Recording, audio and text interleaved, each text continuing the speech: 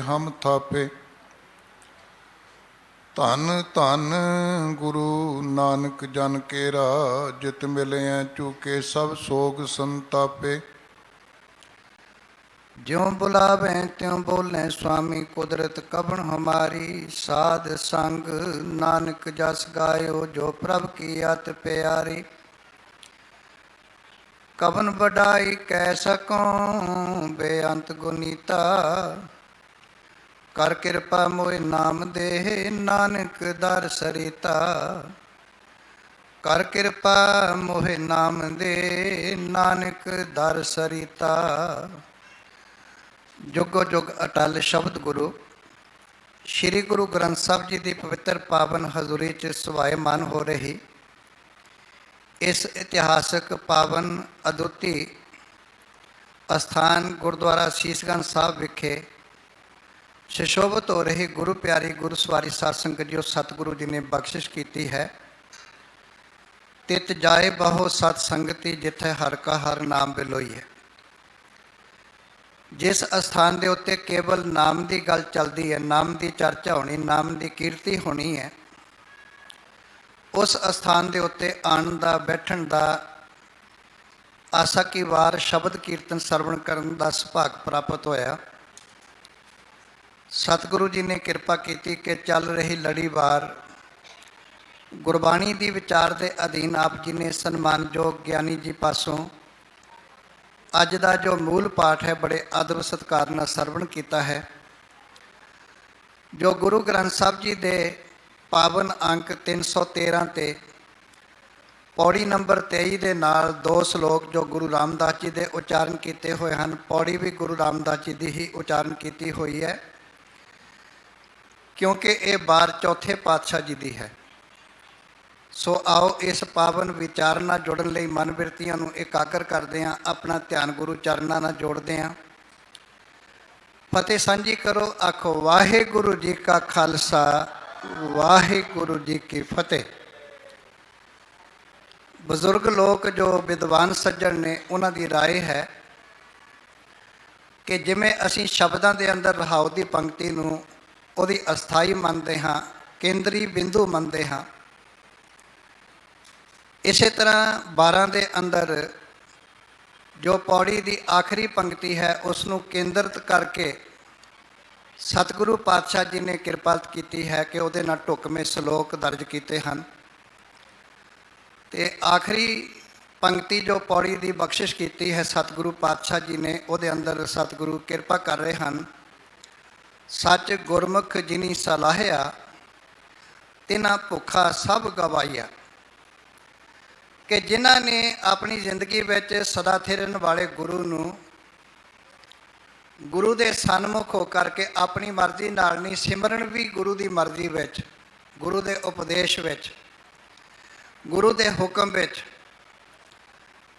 ਜਿਨੀ ਸਲਾਹਿਆ, ਜਿਨ੍ਹਾਂ ਨੇ ਸਲਾਹਿਆ ਹੈ, ਤਿਨਾਂ ਭੁੱਖਾਂ ਸਭ ਗਵਾਈਆਂ। ਉਹਨਾਂ ਦੇ ਜੀਵਨ ਵਿੱਚੋਂ ਹਰ ਤਰ੍ਹਾਂ ਦੀ ਭੁੱਖ ਜਿਹੜੀ ਆ ਉਹ ਮਿਟ ਜਾਂਦੀ ਹੈ।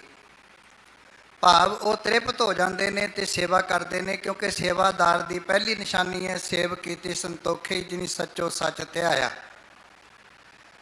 ਜਿੰਨਾ ਚਿਰ ਬੰਦਾ ਆਪ ਸੰਤੋਖ ਵਿੱਚ ਨਹੀਂ, ਸਬਰ ਵਿੱਚ ਨਹੀਂ, ਆਪ ਤ੍ਰਿਪਤ ਨਹੀਂ, ਅੰਦਰ ਉਹਦੇ ਤ੍ਰਿਸ਼ਨਾ ਦੀ ਭੁੱਖ ਵਿਆਪ ਰਹੀ ਹੈ, ਉਹ ਲਾਲਚ ਦੇ ਵਿੱਚ ਆ ਕੇ ਆਪਣੇ ਧਰਮ ਨੂੰ ਤਿਆਗਦਾ ਹੈ।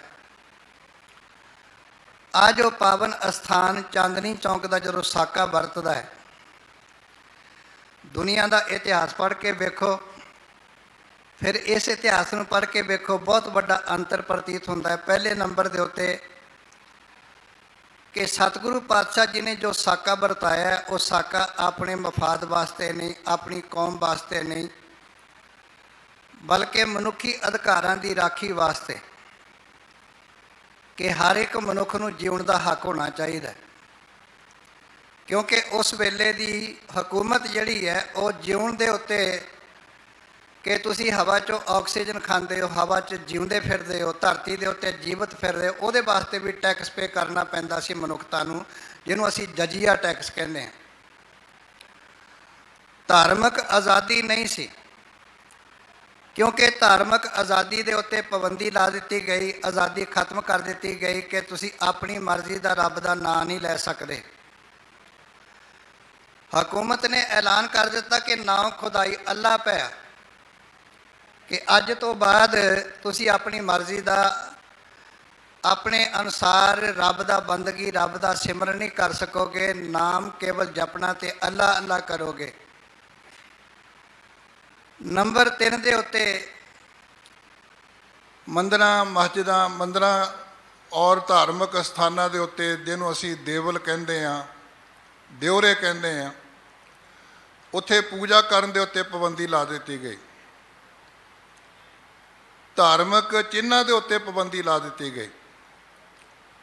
ਫਿਰ ਉਹਨਾਂ ਨੇ ਬਹੁਤ ਵੱਡਾ ਕੰਮ ਕੀਤਾ, ਕਿਸੇ ਕੌਮ ਨੂੰ ਖਤਮ ਕਰਨਾ ਹੋਵੇ ਉਹਦਾ ਗਿਆਨ ਭੰਡਾਰ ਖਤਮ ਕੀਤਾ ਜਾਏ, ਕਿਉਂਕਿ ਜਿੱਥੇ ਗਿਆਨ ਦੀ ਗੱਲ ਨਹੀਂ ਹੋਏਗੀ ਉੱਥੇ ਧਰਮ ਜੀਵਤ ਨਹੀਂ ਰਹਿ ਸਕੇਗਾ। ਸਤਿਗੁਰੂ ਨਾਨਕ ਪਾਤਸ਼ਾਹ ਜੀ ਨੇ ਜਦੋਂ ਹਿੰਦੁਸਤਾਨ ਦੀ ਹਾਲਤ ਵੇਖੀ, ਲੋਕਾਂ ਦੀ ਹਾਲਤ ਵੇਖੀ, ਤੇ ਸਤਿਗੁਰੂ ਪਾਤਸ਼ਾਹ ਜੀ ਨੇ ਕਿਰਪਾ ਕੀਤੀ। ਆਸਾ ਕੀ ਵਾਰ ਦੇ ਅੰਦਰ ਹੀ ਦਰਜ ਹੈ ਕਿ ਧਰਮ ਦੀ ਅਧੋਗਤੀ, ਰਾਜਨੀਤੀ ਦੀ ਅਧੋਗਤੀ, ਇੰਨਾ ਨੀਵਾਂਪਨ ਕਿਸ ਕਰਕੇ ਆਇਆ? ਸਤਿਗੁਰੂ ਕਹਿੰਦੇ ਉਹਦਾ ਵੱਡਾ ਕਾਰਨ ਹੈ ਅੰਧੀ ਰਈਅਤ ਗਿਆਨ ਬਿਹੂਣੀ ਪਾਹੇ ਭਰੇ ਮੁਰਦਾਰ। ਜਦੋਂ ਰਈਅਤ ਪਰਜਾ, ਜਿਨ੍ਹਾਂ ਨੇ ਰਾਜ ਦੇ ਅਧੀਨ ਜ਼ਿੰਦਗੀ ਜਿਉਣੀ ਹੈ, ਜਦੋਂ ਉਹ ਅਗਿਆਨੀ ਹੋ ਜਾਣ ਤੇ ਉਹਨਾਂ ਦੇ ਜੀਵਨ ਵਿੱਚ ਫਿਰ ਗੁਲਾਮੀ ਛਾ ਜਾਂਦੀ ਹੈ। ਦੂਜਿਆਂ ਦੀਆਂ ਚਿਲਮਾਂ ਭਰਦੇ ਨੇ, ਅੱਗ ਭਰਦੇ ਨੇ, ਦੂਜਿਆਂ ਦੀ ਗੁਲਾਮੀ ਸਹਿਣ ਕਰਦੇ ਨੇ। ਔਰ ਉਹਨਾਂ ਲੋਕਾਂ ਨੇ ਜਿੱਥੇ ਬਾਕੀ ਪਾਬੰਦੀਆਂ ਲਾਈਆਂ, ਉੱਥੇ ਕਲ ਪ੍ਰਵਾਨ, ਕਤੇਬ ਕੁਰਾਨ, ਪੋਥੀ ਪੰਡਤ ਰਹੇ ਪੁਰਾਣ, ਨਾਨਕ ਨਾਉ ਭਇਆ ਰਹਿਮਾਨ। ਜੋ ਧਾਰਮਿਕ ਪੁਸਤਕਾਂ ਸਨ, ਧਾਰਮਿਕ ਗ੍ਰੰਥ ਸਨ, ਉਹਦੇ ਉੱਤੇ ਪਾਬੰਦੀ ਲਾ ਦਿੱਤੀ ਗਈ। ਅੱਜ ਤੋਂ ਬਾਅਦ ਕੇਵਲ ਤੇ ਕੇਵਲ ਇਸ ਸ੍ਰਿਸ਼ਟੀ ਦੇ ਵਿੱਚ ਕਤੇਬ ਤੇ ਕੁਰਾਨ ਪ੍ਰਵਾਨ ਹੋਣਗੇ, ਦੂਜੇ ਨਹੀਂ। ਇੱਕ ਚੈਲੰਜ ਸੀ, ਜਿਹੜਾ ਚੈਲੰਜ ਕਬੂਲ ਕਰਕੇ ਸਤਿਗੁਰੂ ਪਾਤਸ਼ਾਹ ਜੀ ਨੇ ਬਾਣੀ ਉਚਾਰਨ ਕੀਤੀ ਔਰ ਬਾਣੀ ਦਾ ਪ੍ਰਕਾਸ਼ ਕੀਤਾ, ਬਾਣੀ ਨੂੰ ਗੁਰਤਾ ਗੱਦੀ ਬਖਸ਼ਿਸ਼ ਕੀਤੀ। ਇਹਦਾ ਅਦਬ ਸਤਿਕਾਰ ਕਰਦਿਆਂ ਦਸਮ ਪਾਤਸ਼ਾਹ ਜੀ ਨੇ ਅਖੀਰ ਹੁਕਮ ਕਰ ਦਿੱਤਾ, ਆਗਿਆ ਭਈ ਅਕਾਲ ਕੀ ਤਵੈ ਚਲਾਇਓ ਪੰਥ, ਸਭ ਸਿੱਖਨ ਕੋ ਹੁਕਮੈ ਗੁਰੂ ਮਾਨਿਓ ਗ੍ਰੰਥ। ਕਿਉਂਕਿ ਉਸ ਵੇਲੇ ਦੇਵਲ ਦੇਵਤਿਆਂ ਕਰ ਲਾਗਾ ਐਸੀ ਕੀਰਤ ਚਾਲੀ। ਕਲ ਪ੍ਰਵਾਨ, ਕਤੇਬ ਕੁਰਾਨ, ਪੋਥੀ ਪੰਡਤ ਰਹੇ ਪੁਰਾਣ, ਨਾਨਕ ਨਾਉ ਭਇਆ ਰਹਿਮਾਨ।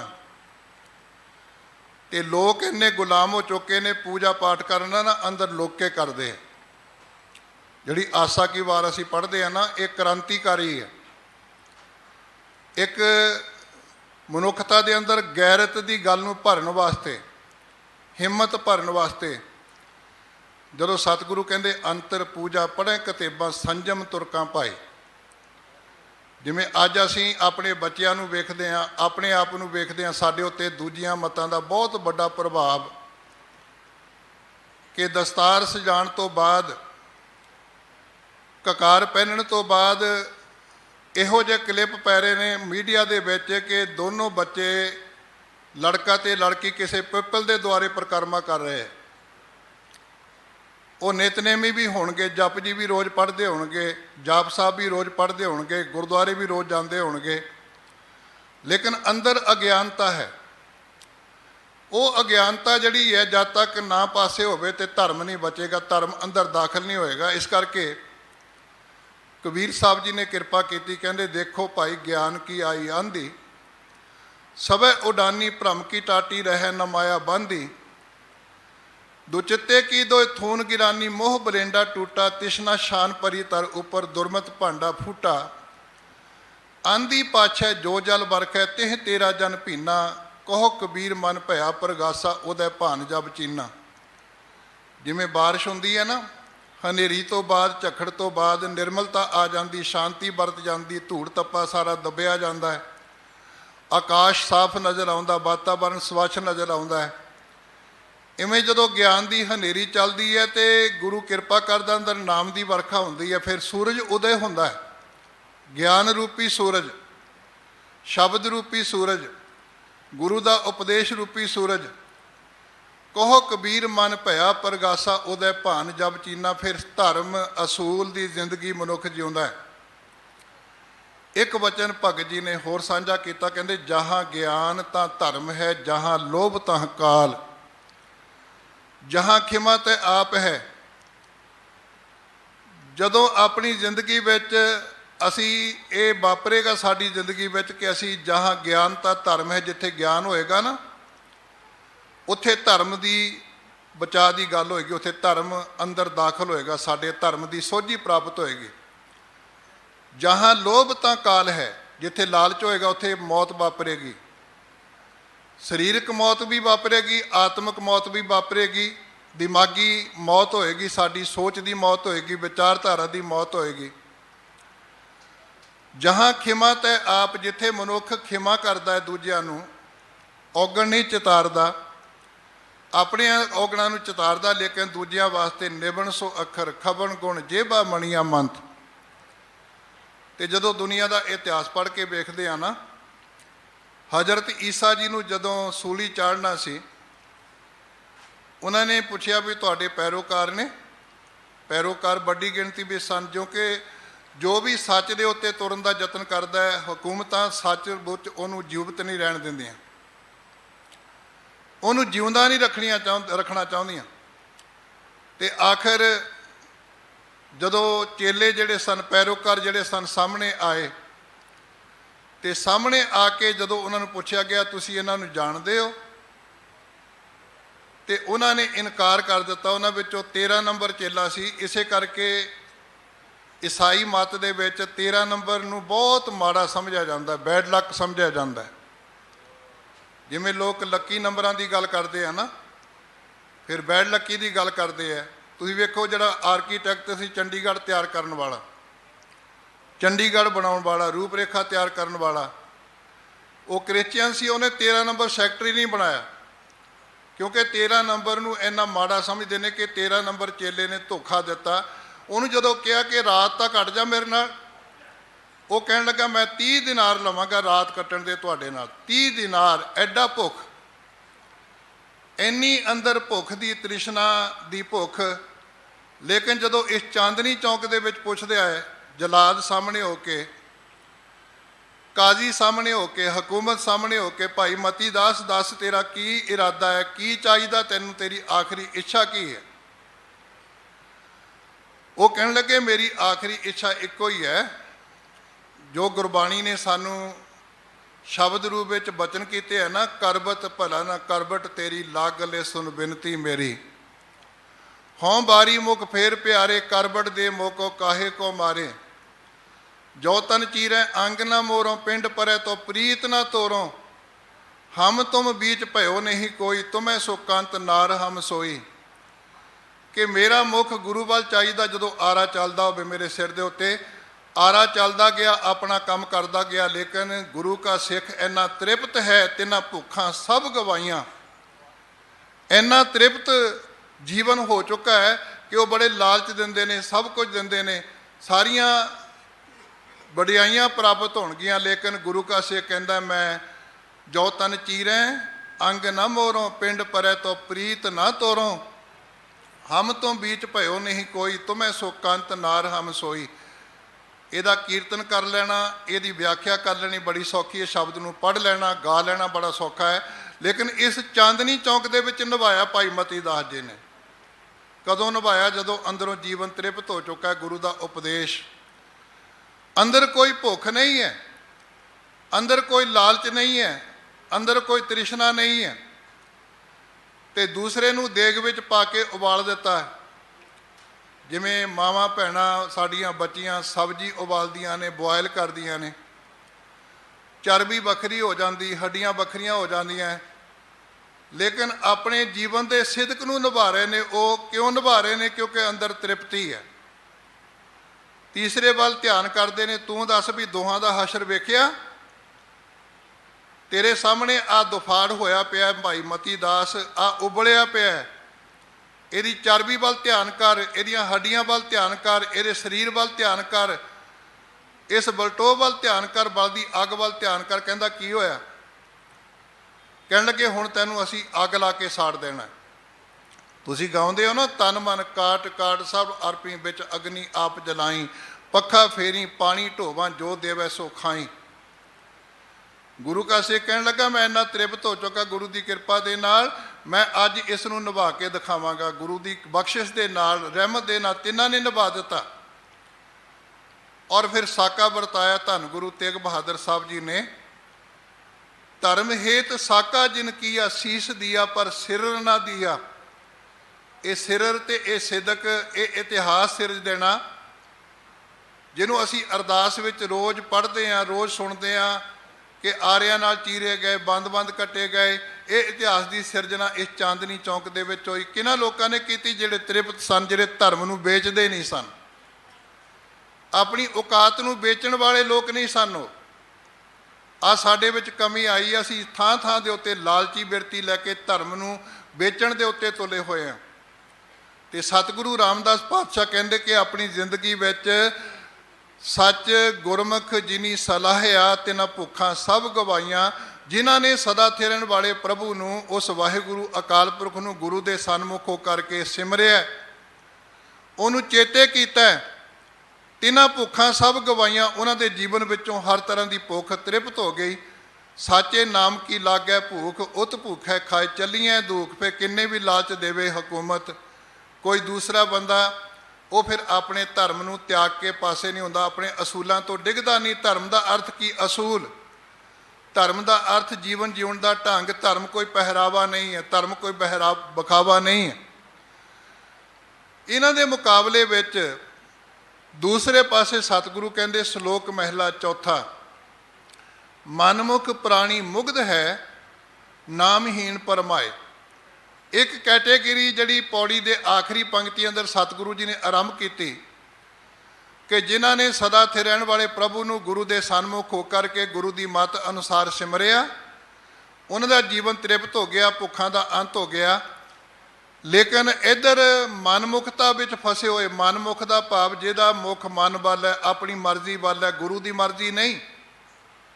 ਦੋ ਤਰ੍ਹਾਂ ਦਾ ਭਾਣਾ ਹੈ, ਇੱਕ ਆਪਣਾ ਭਾਣਾ, ਭਾਣੇ ਦਾ ਅਰਥ ਮਰਜ਼ੀ, ਇੱਕ ਗੁਰੂ ਦਾ ਭਾਣਾ। ਸਤਿਗੁਰੂ ਅਮਰਦਾਸ ਪਾਤਸ਼ਾਹ ਜੀ ਨੇ ਫੈਸਲਾ ਦਿੱਤਾ ਹੈ, ਸੋ ਸਿੱਖ ਸਖਾ ਬੰਧਪ ਹੈ ਭਾਈ। ਜੇ ਗੁਰ ਕੇ ਭਾਣੇ ਵਿੱਚ ਆਵੇ, ਆਪਣੇ ਭਾਣੇ ਜੋ ਚੱਲੇ ਭਾਈ ਵਿਛੜ ਚੋਟਾਂ ਖਾਵੇ। ਜਿਹੜਾ ਆਪਣੇ ਭਾਣੇ ਵਿੱਚ ਚੱਲਦਾ ਨਾ, ਉਹ ਵਿਛੜ ਕੇ ਚੋਟਾਂ ਹੀ ਖਾਂਦਾ, ਹੋਰ ਕੁਝ ਨਹੀਂ ਉਹਨੂੰ ਪ੍ਰਾਪਤ ਹੁੰਦਾ। ਇਸ ਕਰਕੇ ਮਨਮੁਖ ਪ੍ਰਾਣੀ ਮੁਗਧ ਹੈ। ਜਿਹੜਾ ਮਨਮੁਖਤਾ ਵਿੱਚ ਫਸਿਆ ਹੋਇਆ ਪ੍ਰਾਣੀ ਜੀਵ ਹੈ, ਮਨੁੱਖ ਹੈ, ਮੁਗਧ ਦਾ ਅਰਥ ਹੁੰਦਾ ਉਹ ਮੂਰਖ ਹੈ। ਨਾਮਹੀਣ ਪਰਮਾਏ।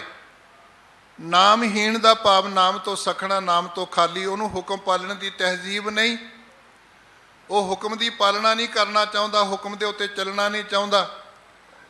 ਪਰਮਾਏ ਦਾ ਅਰਥ ਉਹ ਭਰਮ ਦਾ ਹੀ ਫਿਰਦਾ ਰਹਿੰਦਾ, ਭਟਕਦਾ ਹੀ ਫਿਰਦਾ ਰਹਿੰਦਾ ਹੈ। ਦੁਆਰੇ ਦੁਆਰ ਸਵਾਨ ਜਿਉ ਡੋਲਤ ਨੈ ਸੁਧ ਰਾਮ ਭਜਨ ਕੀ। ਉਹਨਾਂ ਨੂੰ ਰਾਮ ਦੇ ਭਜਨ ਕਰਨ ਦੀ ਸੋਝੀ ਨਹੀਂ ਪ੍ਰਾਪਤ ਹੁੰਦੀ, ਉਹ ਭਟਕਦੇ ਰਹਿੰਦੇ ਨੇ। ਹੁਣ ਮਨਮੁਖ ਦੀ ਨਿਸ਼ਾਨੀ ਕੀ ਹੈ? ਸਤਿਗੁਰੂ ਜੀ ਨੇ ਬਹੁਤ ਛੋਟੀ ਪੰਕਤੀ ਦੇ ਅੰਦਰ ਬਖਸ਼ਿਸ਼ ਕੀਤੀ, ਕਹਿੰਦੇ ਦੇਂਦੇ ਥਾਵੋਂ ਦਿੱਤਾ ਚੰਗਾ ਮਨਮੁਖ ਐਸਾ ਜਾਣੀ ਹੈ। ਜਿਹੜਾ ਦਾਤੇ ਤੋਂ ਦਾਤ ਨੂੰ ਜ਼ਿਆਦਾ ਪਿਆਰ ਕਰਦਾ ਨਾ, ਉਹ ਮਨਮੁਖ ਹੈ।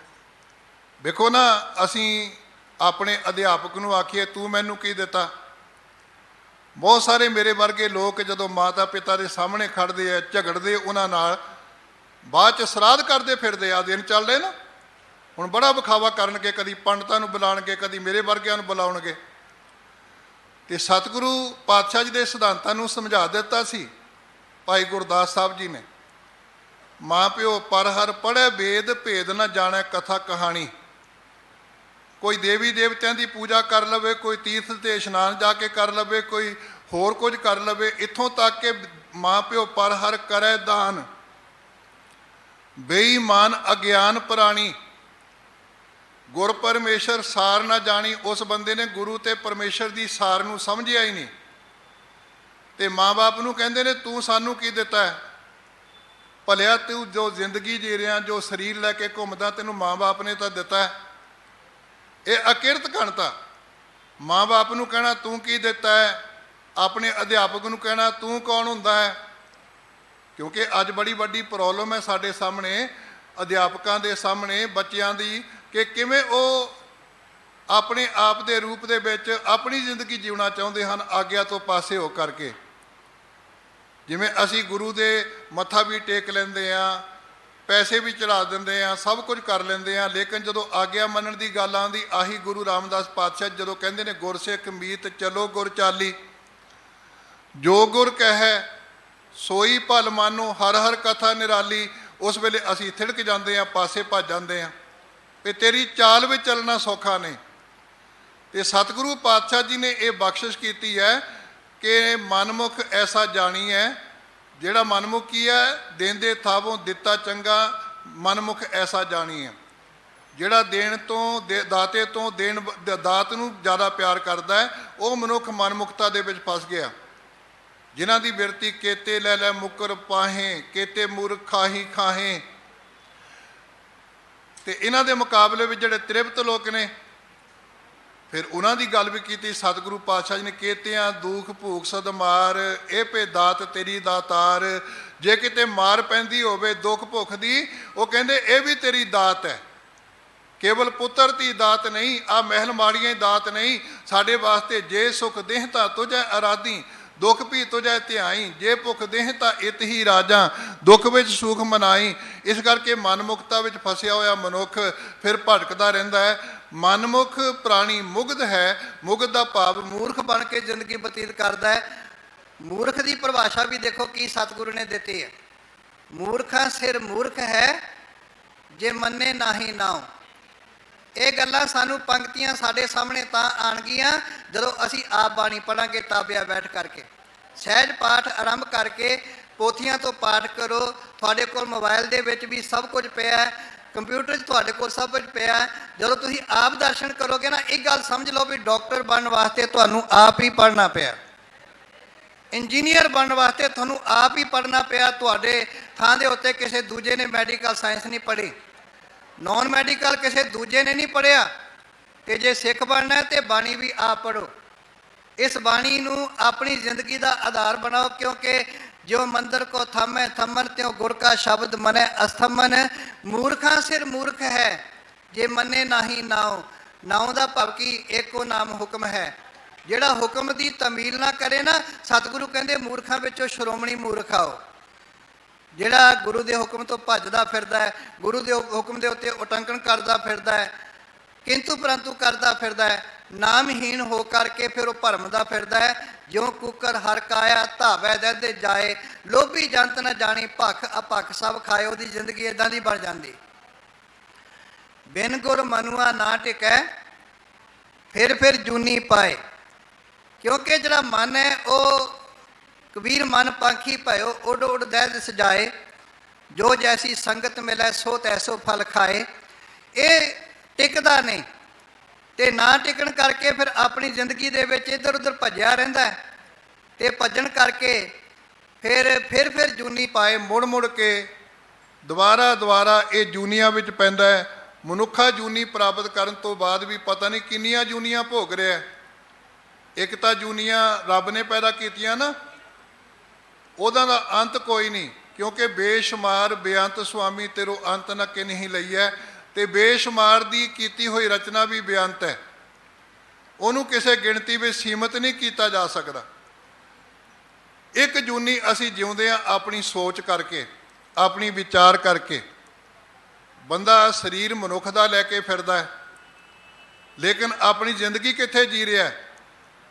ਨੌਵੇਂ ਪਾਤਸ਼ਾਹ ਜੀ ਜਿਨ੍ਹਾਂ ਦੇ ਪਾਵਨ ਅਸਥਾਨ ਦੇ ਉੱਤੇ ਆਪ ਜੀ ਸੁਸ਼ੋਭਿਤ ਹੋ ਰਹੇ ਹੋ, ਬੈਠੇ ਹੋ, ਆਨੰਦ ਮਾਣ ਰਹੇ ਹੋ ਗੁਰਮਤਿ ਵਿਚਾਰ ਦਾ, ਆਪ ਜੀ ਉਹਨਾਂ ਦੇ ਪਾਵਨ ਬਚਨ ਪੜ੍ਹ ਕੇ ਵੇਖੋ।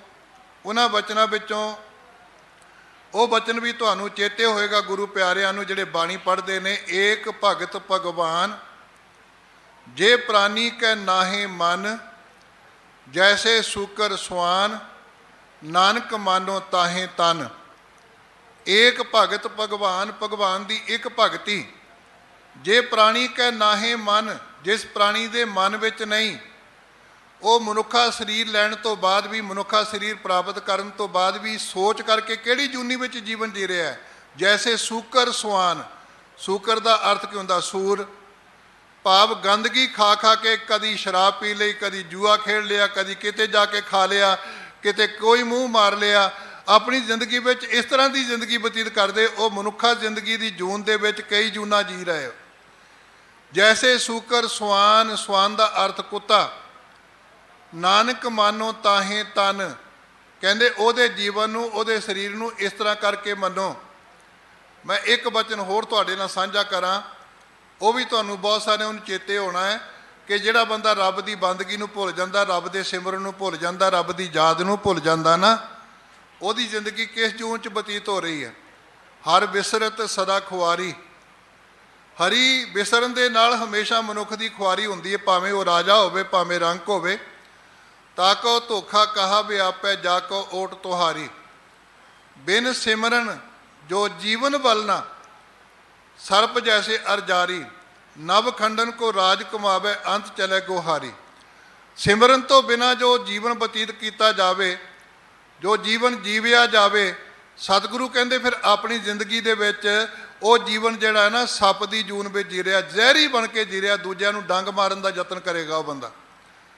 ਹਰ ਬਿਸਰਤ ਸਦਾ ਖੁਆਰੀ, ਤਾਕੋ ਧੋਖਾ ਕਹਾ ਵਿਆਪੈ, ਜਾਕੋ ਓਟ ਤੁਹਾਰੀ, ਬਿਨ ਸਿਮਰਨ ਜੋ ਜੀਵਨ ਬਲਨਾ, ਸਰਪ ਜੈਸੇ ਅਰਜਾਰੀ, ਨਵ ਖੰਡਨ ਕੋ ਰਾਜ ਕਮਾਵੇ, ਅੰਤ ਚਲੇ ਗੋਹਾਰੀ। 9 ਖੰਡਾਂ ਦਾ ਰਾਜ ਪੂਰੀ ਦੁਨੀਆ ਤੇ ਰਾਜ ਬਣ ਕੇ, ਰਾਜਾ ਬਣ ਕੇ ਬਹਿ ਜਾਏ, ਲੇਕਿਨ ਅੰਤ ਨੂੰ ਉਹ ਬਾਜੀ, ਉਹ ਜੀਵਨ ਹਾਰ ਕੇ ਤੁਰਦਾ ਹੈ। ਇਸ ਕਰਕੇ ਸਤਿਗੁਰੂ ਸਮਝਾ ਰਹੇ ਆ ਵੀ ਮਨਮੁਖ ਪ੍ਰਾਣੀ ਮੁਗਧ ਹੈ, ਨਾਮਹੀਣ ਪਰਮਾਏ, ਬਿਨ ਗੁਰ ਮਨੁਆ ਨਾ ਟਿਕੈ। ਮਨੁਆ ਦਾ ਅਰਥ ਹੈ ਮਨ, ਟਿਕਦਾ ਨਹੀਂ, ਫਿਰ ਜੂਨੀ ਪਾਏ। ਟਿਕਦਾ ਕਿਉਂ ਨਹੀਂ? ਕਿਉਂਕਿ ਗੰਦਗੀ ਭਰੀ ਪਈ ਹੈ। ਤੁਸੀਂ ਗਾਹੇ ਬਗਾਹੇ ਕੋਈ ਨਾ ਕੋਈ ਕੰਮ ਸੁਨਿਆਰੇ ਕੋਲ ਜਾਂਦੇ ਹੋਏਗਾ ਨਾ, ਜਿਊਲਰੀ ਵਾਲੇ ਕੋਲ, ਜਦੋਂ ਲੋਕ ਆਪਣੇ ਗਹਿਣੇ ਲੈ ਕੇ ਜਾਂਦੇ, ਪੁਰਾਣੇ ਗਹਿਣੇ, ਉਹ 'ਚ ਲਾਖ ਭਰੀ ਹੁੰਦੀ ਹੈ, ਤੇ ਉਹ ਲਾਖ ਭਰੀ ਹੋਣ ਕਰਕੇ ਜਦੋਂ ਉਹਨੂੰ ਉਹ ਕੁਠਾਲੀ ਵਿੱਚ ਪਾਉਂਦਾ ਨਾ, ਤੇ ਉਹ ਇੰਨੀ ਤੀਵਰ ਗਤੀ ਨਾਲ ਘੁੰਮਦੇ ਨੇ, ਸਪੀਡ ਨਾਲ ਘੁੰਮਦੇ ਨੇ। ਉਹ ਸੋਨਾ ਜਿਹੜਾ ਹੁੰਦਾ ਹੈ ਭਰਮ ਦੇ ਵਿੱਚ ਪਿਆ ਹੋਇਆ, ਲਾਖ ਭਰੀ, ਜਿਹਦੇ ਵਿੱਚ ਮਿਲਾਵਟ ਜਿਹਦੇ ਵਿੱਚ ਹੋ ਚੁੱਕੀ ਹੈ ਕਿ ਦੁਨੀਆ ਦਾ ਕੋਈ ਮੀਟਰ ਉਹਦੀ ਰੀਡਿੰਗ ਨਹੀਂ ਲੈ ਸਕਦਾ। ਸਾਡੀ ਭਟਕਣਾ ਕਾਹਦੇ ਕਰਕੇ ਹੈ? ਭਰਮਾਂ ਕਰਕੇ ਹੈ। ਡੀਗਨ ਡੋਲਾ ਤੋਲੋ ਜੋ ਮੰਨ ਕੇ ਭਰਮਾਂ, ਭਰਮ ਕਾਟੇ ਗੁਰ ਆਪਣੇ ਪਾਏ ਬਿਸ਼ਰਾਮਾ। ਜਦੋਂ ਭਰਮ ਕੱਟਿਆ ਗਿਆ, ਉਸਲੇ ਬੰਦਾ ਟਿਕਾ ਵਿੱਚ ਆ ਕੇ ਬਹਿ ਗਿਆ। ਗੁਰੂ ਅੰਗਦ ਸਾਹਿਬ ਜੀ ਦੇਵੀ ਦੇ ਜਗਰਾਤੇ ਕਰਦੇ ਆ, ਯਾਤਰਾ ਲੈ ਕੇ ਜਾਂਦੇ ਆ, ਹੋਰ ਗੱਲਾਂ ਕਰਦੇ ਆ, ਲੇਕਿਨ ਜਦੋਂ ਗੁਰੂ ਨਾਨਕ ਸਾਹਿਬ ਦੀ ਸ਼ਰਨ ਵਿੱਚ ਆ ਗਏ ਫਿਰ ਟਿਕ ਕੇ ਬਹਿ ਗਏ। ਗੁਰੂ ਅਮਰਦਾਸ ਪਾਤਸ਼ਾਹ ਜੀ 20 ਵਾਰੀ ਤੀਰਥ ਯਾਤਰਾ ਕਰ ਚੁੱਕੇ ਹੈ। ਸਿਮਰਤੀਆਂ ਸ਼ਾਸਤਰਾਂ ਦੇ ਪਤਾ ਨਹੀਂ ਕਿੰਨੇ ਪਾਠ ਕੀਤੇ, ਕਿੰਨੇ ਪੁੰਨ ਦਾਨ ਕੀਤੇ, ਲੇਕਿਨ ਜਦੋਂ ਗੁਰੂ ਅੰਗਦ ਸਾਹਿਬ ਜੀ ਦੀ ਸ਼ਰਨ ਵਿੱਚ ਆ ਗਏ ਤੇ ਜੀਵਨ ਟਿਕ ਕੇ ਬਹਿ ਗਿਆ, ਜੀਵਨ ਦਾ ਟਿਕਾ ਪ੍ਰਾਪਤ ਹੋ ਗਿਆ। ਗੁਰੂ ਅਰਜਨ ਸਾਹਿਬ ਕਹਿੰਦੇ ਜਦੋਂ ਤੱਕ ਮਨ ਨਾ ਟਿਕੇ, ਸਾਡਾ ਜੀਵਨ ਦਾ ਕਾਰਜ ਸਫਲ ਕਰਨ ਦਾ ਕਦੀ ਸਾਨੂੰ ਪ੍ਰਾਪਤ ਨਹੀਂ ਹੋ ਸਕਦਾ। ਬੱਚਾ ਬੱਚਾ ਸਾਡਾ ਗਾਉਂਦਾ ਉਹ ਸ਼ਬਦ, ਥਿਰ ਕਰ ਬੈਸੋ ਹਰ ਜਨ ਪਿਆਰੇ, ਸਤਿਗੁਰ ਤੁਮਰੇ ਕਾਜ ਸਵਾਰੇ, ਕਿ ਤੁਸੀਂ ਟਿਕਾ ਪ੍ਰਾਪਤ ਕਰੋ ਆਪਣੇ ਮਨ ਦਾ। ਆਪਣੇ ਜੀਵਨ ਦੇ ਵਿੱਚ ਤੁਹਾਨੂੰ ਤੁਹਾਡੇ ਹਰ ਕਾਰਜ ਨੂੰ ਸਤਿਗੁਰੂ ਨੇ ਸਫਲ ਕਰ ਦੇਣਾ। ਮਨ ਰੇ ਥਿਰ ਰਹੋ, ਮਤ ਕਤ ਜਾਹੀ ਜੀਓ, ਬਾਹਰ ਢੂੰਡਤ ਬਹੁਤ ਕਰ ਪਾਵੇ, ਕਰ ਅੰਮ੍ਰਿਤ ਕਟ ਮਾਹੀ ਜੀਓ। ਇਸ ਕਰਕੇ ਆਪਣੇ ਜੀਵਨ ਵਿੱਚੋਂ ਜੇ ਅੰਮ੍ਰਿਤ ਦੀ ਪ੍ਰਾਪਤੀ ਕਰਨੀ ਹੈ, ਆਪਣੇ ਅੰਦਰੋਂ ਜੀਵਨ ਵਿੱਚੋਂ ਅੰਮ੍ਰਿਤ ਪਾਨ ਕਰਨਾ ਹੈ, ਅੰਮ੍ਰਿਤ ਲੱਭਣਾ ਹੈ, ਫਿਰ ਇਹਨਾਂ ਜੂਨੀਆਂ ਵਿੱਚੋਂ ਨਿਕਲਣ ਵਾਸਤੇ, ਮੁਕਤ ਹੋਣ ਵਾਸਤੇ, ਬੰਧਨ ਮੁਕਤ ਹੋਣ ਵਾਸਤੇ ਸਾਨੂੰ ਲੋੜ ਹੈ ਕਿ ਅਸੀਂ ਆਪਣੇ ਜੀਵਨ ਦੇ ਵਿੱਚੋਂ ਭਰਮ ਨੂੰ ਕੱਢੀਏ। ਤੇ ਮੈਂ ਅਰਜ਼ ਕਰ ਰਿਹਾ ਸਾਂ, ਜਦੋਂ ਸੋਨਾ ਕੁਠਾਲੀ ਵਿੱਚ ਪੈਂਦਾ, ਲਾਖ ਭਰੀ ਹੈ ਨਾ, ਉਹ ਘੁੰਮਦਾ ਬਹੁਤ ਤੇਜ਼, ਬੜੀ ਸਪੀਡ ਨਾਲ, ਲੇਕਿਨ ਜਦੋਂ ਸ਼ੁੱਧ ਹੋ ਜਾਂਦਾ 12 ਬੰਨੀ ਦਾ ਜਿਹਨੂੰ ਕਹਿੰਦੇ ਆ, 24 ਕੈਰਟ ਦਾ ਜਿਹਨੂੰ ਕਹਿੰਦੇ ਆ, ਦੁਨੀਆ ਦੀ ਕੋਈ ਤਾਕਤ ਉਹਨੂੰ ਘੁਮਾਉਣ ਜੋਗੀ ਨਹੀਂ ਰਹਿੰਦੀ ਕਿ ਉਹਨੂੰ ਕੋਈ ਗੇੜਾ ਦਵਾ ਸਕੇ, ਫਿਰ ਉਹ ਟਿਕ ਜਾਂਦਾ ਹੈ। ਸਤਿਗੁਰੂ ਕਹਿੰਦੇ ਜਿਉ ਕਨ ਕੋ ਕੁਠਾਰੀ ਭਰਿਓ, ਕੁਠਾਰੀ ਦਾ ਅਰਥ ਕੁਠਾਲੀ, ਕਬਰੋ ਹੋਤ ਫਿਰੋ, ਜਬ ਤੇ ਸ਼ੁੱਧ ਭਏ ਹੈ 12, ਤਬ ਤੇ ਥਾਨ ਥਿਰੋ। ਜਦੋਂ 12 ਬੰਨੀ ਦਾ ਸ਼ੁੱਧ ਹੋ ਗਿਆ ਨਾ, ਉਹ ਟਿਕਾ ਵਿੱਚ ਆ ਗਿਆ। ਅੱਜ ਅਸੀਂ ਕਦੀ ਗੁੱਗੇ ਕੋਲ, ਕਦੀ ਦੇਹਧਾਰੀਆਂ ਕੋਲ, ਕਦੀ ਕਿਸੇ ਹੋਰ ਕੋਲ ਜਾ ਕੇ ਭਟਕਦੇ ਫਿਰਦੇ, ਜਿੱਥੇ ਮਰਜ਼ੀ ਮੱਥਾ ਟੇਕੀ ਜਾਂਦੇ ਨਾ, ਉਹਦਾ ਮਤਲਬ ਸਾਡੇ ਅੰਦਰ ਭਰਮ ਤੇ ਭੁਲੇਖਿਆਂ ਦੀ ਗੰਦਗੀ ਪਈ ਹੈ। ਫਿਰ ਜੂਨੀ ਪਾਹੇ। ਮਹਿਲਾ ਚੌਥਾ, ਹਰ ਪ੍ਰਭ ਆਪ ਦਿਆਲ ਹੋਏ ਤਾਂ ਸਤਿਗੁਰ ਮਿਲਿਆ ਆਏ, ਜਨ ਨਾਨਕ ਨਾਮ ਸਲਾਹ ਤੂੰ ਜਨਮ ਮਰਨ ਦੁੱਖ ਜਾਏ।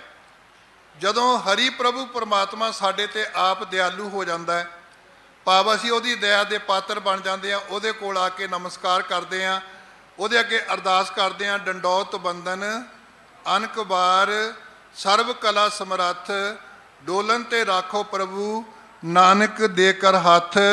ਉਹ ਸਾਡੀ ਅਰਦਾਸ ਪ੍ਰਵਾਨ ਕਰ ਲਵੇ। ਫਿਰ ਕੀ ਹੁੰਦਾ ਹੈ? ਹਰ ਪ੍ਰਭ ਆਪ ਦਿਆਲ ਹੋਏ। ਜਦੋਂ ਹਰੀ ਪ੍ਰਭੂ ਆਪ ਕਿਰਪਾ ਕਰ ਦਿੰਦਾ, ਦਿਆਲੂ ਹੋ ਜਾਂਦਾ ਹੈ, ਸਤਿਗੁਰ ਮਿਲਿਆ ਆਏ। ਫਿਰ ਸਤਿਗੁਰੂ ਆ ਕੇ ਮਿਲਦਾ ਹੈ। ਵੇਖੋ ਨਾ, ਗੁਰੂ ਅੰਗਦ ਭਾਈ ਲਹਿਣਾ ਜੀ ਤੁਰੇ ਜਾ ਰਹੇ ਹੈ, ਸੰਗ ਦਾ ਸਾਥ ਛੱਡ ਕੇ ਵੀ ਤੁਸੀਂ ਇੱਥੇ ਬੈਠੋ, ਤੁਸੀਂ ਜਾਣਾ ਹੋਇਆ ਚਲੇ ਜਾਓ, ਮੈਂ ਅੱਜ ਗੁਰੂ ਨਾਨਕ ਦੇ ਘਰ ਨੂੰ ਜਾਣਾ ਹੈ। ਤੇ ਉਹ ਤੁਰੇ ਜਾ ਰਹੇ ਹੈ। ਰਸਤੇ 'ਚ ਬਜ਼ੁਰਗ ਮਿਲਦੇ ਨੇ, ਬਜ਼ੁਰਗਾਂ ਨੂੰ ਪੁੱਛਦੇ ਨੇ ਗੁਰੂ ਨਾਨਕ ਸਾਹਿਬ ਦਾ ਘਰ ਕਿੱਥੇ ਹੈ? ਕਹਿੰਦੇ ਬੇਟਾ ਆ ਜਾ, ਉਹਦੀ ਬਾਗ ਪਕੜ ਲਈ ਘੋੜੀ ਦੀ, ਕਹਿੰਦੇ ਆ ਕਿੱਲੇ ਨਾ ਬੰਨ੍ਹਦੇ ਬਾਹਰ ਘੋੜੀ ਆਪਣੀ, ਤੇ ਅੰਦਰ ਆ ਕੇ ਗੁਰੂ ਦੇ ਦਰਸ਼ਨ ਕਰ ਲਏ। ਚਰਨ ਸ਼ਰਨ ਗੁਰ ਏਕ ਪੈਂਡਾ ਜਾਏ ਚੱਲ, ਸਤਿਗੁਰ ਕੋਟ ਪੈਂਡਾ ਆਗੇ ਹੋਏ ਲੇਤ ਹੈ। ਜਦੋਂ ਉਹ ਦਿਆਲੂ ਹੋ ਕੇ ਆ ਕੇ ਮਿਲਦਾ ਹੈ, ਜਨ ਨਾਨਕ ਨਾਮ ਸਲਾਹ ਤੂੰ, ਉਹ ਫਿਰ ਇੱਕੋ ਹੀ ਸਾਨੂੰ ਹੁਕਮ ਕਰਦਾ ਹੈ, ਹੇ ਦਾਸ ਨਾਨਕ ਤੂੰ ਵੀ ਉਸ ਪਰਮਾਤਮਾ ਦੀ ਸਿਫਤ ਸਲਾਹ ਕਰ। ਫਿਰ ਪੁੱਛਦਾ ਜਗਿਆਸੂ ਸੱਚੇ ਪਾਤਸ਼ਾਹ ਉਹਦਾ ਫਾਇਦਾ ਕੀ ਹੋਏਗਾ? ਉਹ ਕਿੰਨਾ ਕੁ ਬੈਨੀਫੀਸ਼ੀਅਲ ਹੈ, ਕਿੰਨਾ ਕੁ ਲਾਭਦਾਇਕ ਹੈ? ਸਤਿਗੁਰੂ ਕਹਿੰਦੇ ਪਤਾ ਤੈਨੂੰ ਕੀ ਪ੍ਰਾਪਤ ਹੋਣਾ? ਜਨਮ ਮਰਨ ਦੁੱਖ ਜਾਏ। ਤੇਰੀ ਜ਼ਿੰਦਗੀ ਵਿੱਚੋਂ ਜਨਮ ਤੇ ਮਰਨ ਦਾ ਦੁੱਖ ਦੂਰ ਹੋ ਜਾਏਗਾ। ਤੈਨੂੰ ਜਨਮ ਦੇ ਉੱਤੇ ਵੀ ਸੋਗ ਨਹੀਂ ਹੋਏਗਾ ਵੀ ਬੱਚੀ ਪੈਦਾ ਹੋ ਗਈ। ਦੇਖੋ ਨਾ, ਪੱਥਰ ਜੰਮ ਪਿਆ। ਜਿਹੜੀਆਂ ਬੱਚੀਆਂ ਅੱਜ ਡਾਕਟਰ ਬਣ ਕੇ, ਨੇਤਾ ਬਣ ਕੇ, IPS IAS ਬਣ ਕੇ ਮਨੁੱਖਤਾ ਦੀ ਸੇਵਾ ਕਰ ਰਹੀਆਂ ਨੇ ਔਰ ਯੋਗ ਤਰੀਕੇ ਨਾਲ ਦੂਜਿਆਂ ਨਾਲੋਂ ਚੰਗਾ ਕਰਦੀਆਂ ਨੇ, ਉਹਨੂੰ ਗਰਭ ਵਿੱਚ ਹੀ ਮਾਰ ਦੇਣਾ, ਇਹ ਜਨਮ ਦਾ ਦੁੱਖ ਹੈ ਸਾਡੇ ਵਾਸਤੇ। ਫਿਰ ਸੂਤਕ ਆ ਗਿਆ ਘਰ ਦੇ ਵਿੱਚ, ਫਲਾਣੇ ਨੂੰ ਬੁਲਾਓ ਸਾਡੀ ਘਰ ਨੂੰ ਪਵਿੱਤਰ ਕਰੇ। ਉਹਦੀ ਸ਼ੈਤਾਨੀ ਪਹਿਲਾਂ ਘਰ ਅਪਵਿੱਤਰ ਕਰ ਦਿੱਤਾ, ਫਿਰ ਪਵਿੱਤਰ ਕਰਨ ਵੀ ਆਪ ਹੀ ਆ ਗਿਆ ਸਾਨੂੰ ਲੁੱਟਣ ਵਾਸਤੇ। ਨਹੀਂ, ਸਤਿਗੁਰੂ ਕਹਿੰਦੇ ਤੈਨੂੰ ਫਿਰ ਸਮਝਾ ਦੇਣਾ ਉਹਨੇ, ਸਭੋ ਸੂਤਕ ਭਰਮ ਹੈ, ਦੂਜਾ ਲੱਗੈ ਜਾਏ, ਜੰਮਣ ਮਰਨਾ ਹੁਕਮ ਹੈ, ਭਾਣੇ ਆਵੇ ਜਾਏ। ਫਿਰ ਮੌਤ ਦਾ ਡਰ ਵੀ ਮੁੱਕ ਗਿਆ। ਆ ਉਹ ਅਸਥਾਨ ਹੈ ਜਿੱਥੇ ਮੌਤ ਤੋਂ ਨਿਰਭੈ ਹੋ ਕੇ ਆਪਣੀ ਜ਼ਿੰਦਗੀ ਅਰਪਣ ਕੀਤੀ ਪਰਮਾਤਮਾ ਨੂੰ। ਜਿਹੜੇ ਨਿਰਭੈ ਜ਼ਿੰਦਗੀ ਨਹੀਂ ਬਤੀਤ ਕਰ ਸਕਦੇ ਨਾ, ਉਹ ਇੱਥੇ ਆਪਣੀ ਸ਼ਹਾਦਤ ਦਿੰਦੇ। ਇਹ ਸਾਕਾ, ਇਹ ਚਾਂਦਨੀ ਚੌਂਕ ਦਾ ਮਨੁੱਖਤਾ ਦੇ ਅੰਦਰ ਨਿਰਭੈਤਾ। ਇਹ ਡਰਨ ਕਹਾਂ ਤੇ ਆਇਆ? ਜੇ ਮਰਨੇ ਸਭ ਜਗਤ ਤਰਾਸਿਆ, ਸੋ ਮਰਨਾ ਗੁਰ ਸ਼ਬਦ ਪ੍ਰਗਾਸਿਆ। ਅਬ ਕੈਸੇ ਮਰੋ ਮਰਨ ਮਨ ਮਾਨਿਆ, ਮਰ ਮਰ ਜਾਤੇ ਜਿਨ ਨਾਮ ਨਾ ਜਾਣਿਆ। ਇਸ ਕਰਕੇ ਆਪਣੀ ਜ਼ਿੰਦਗੀ ਸਤਿਗੁਰੂ ਕਹਿੰਦੇ ਤੈਨੂੰ ਇੰਨਾ ਫਾਇਦਾ ਹੋ ਜਾਣਾ, ਇੰਨਾ ਲਾਭ ਪ੍ਰਾਪਤ ਹੋ ਜਾਣਾ, ਜਨਮ ਮਰਨ ਦੁੱਖ ਜਾਏ। ਮਹਿਲਾ ਚੌਥਾ, ਗੁਰ ਸਲਾਹੀ ਆਪਣਾ ਬਹੁ ਵਿਧ ਰੰਗ ਸੁਭਾਏ। ਕਹਿੰਦੇ ਮੈਂ ਆਪਣੇ ਗੁਰੂ ਦੀ ਸਿਫਤ ਸਲਾਹ ਕਰਦਾ ਹਾਂ। ਬਹੁ ਵਿਧ ਦਾ ਅਰਥ ਹੈ ਅਨੇਕਾਂ ਤਰੀਕਿਆਂ ਦੇ ਨਾਲ, ਰੰਗ ਦਾ ਅਰਥ ਹੈ ਪਿਆਰ ਵਿੱਚ, ਭਾਵ ਕਈ ਤਰ੍ਹਾਂ ਦੇ ਉਤਸ਼ਾਹ ਵਿੱਚ ਆ ਕੇ ਸੁਭਾਅ ਵਿੱਚ ਲੀਨ ਹੋਣਾ ਚਾਹੁੰਦਾ ਹਾਂ, ਉਹਦੇ ਪਿਆਰ ਵਿੱਚ ਲੀਨ ਹੋਣਾ ਚਾਹੁੰਦਾ ਹਾਂ। ਸਤਿਗੁਰ ਸੇਤੀ ਮਨ ਰੱਤਾ, ਰੱਖਿਆ ਬਣਤ ਬਣਾਏ।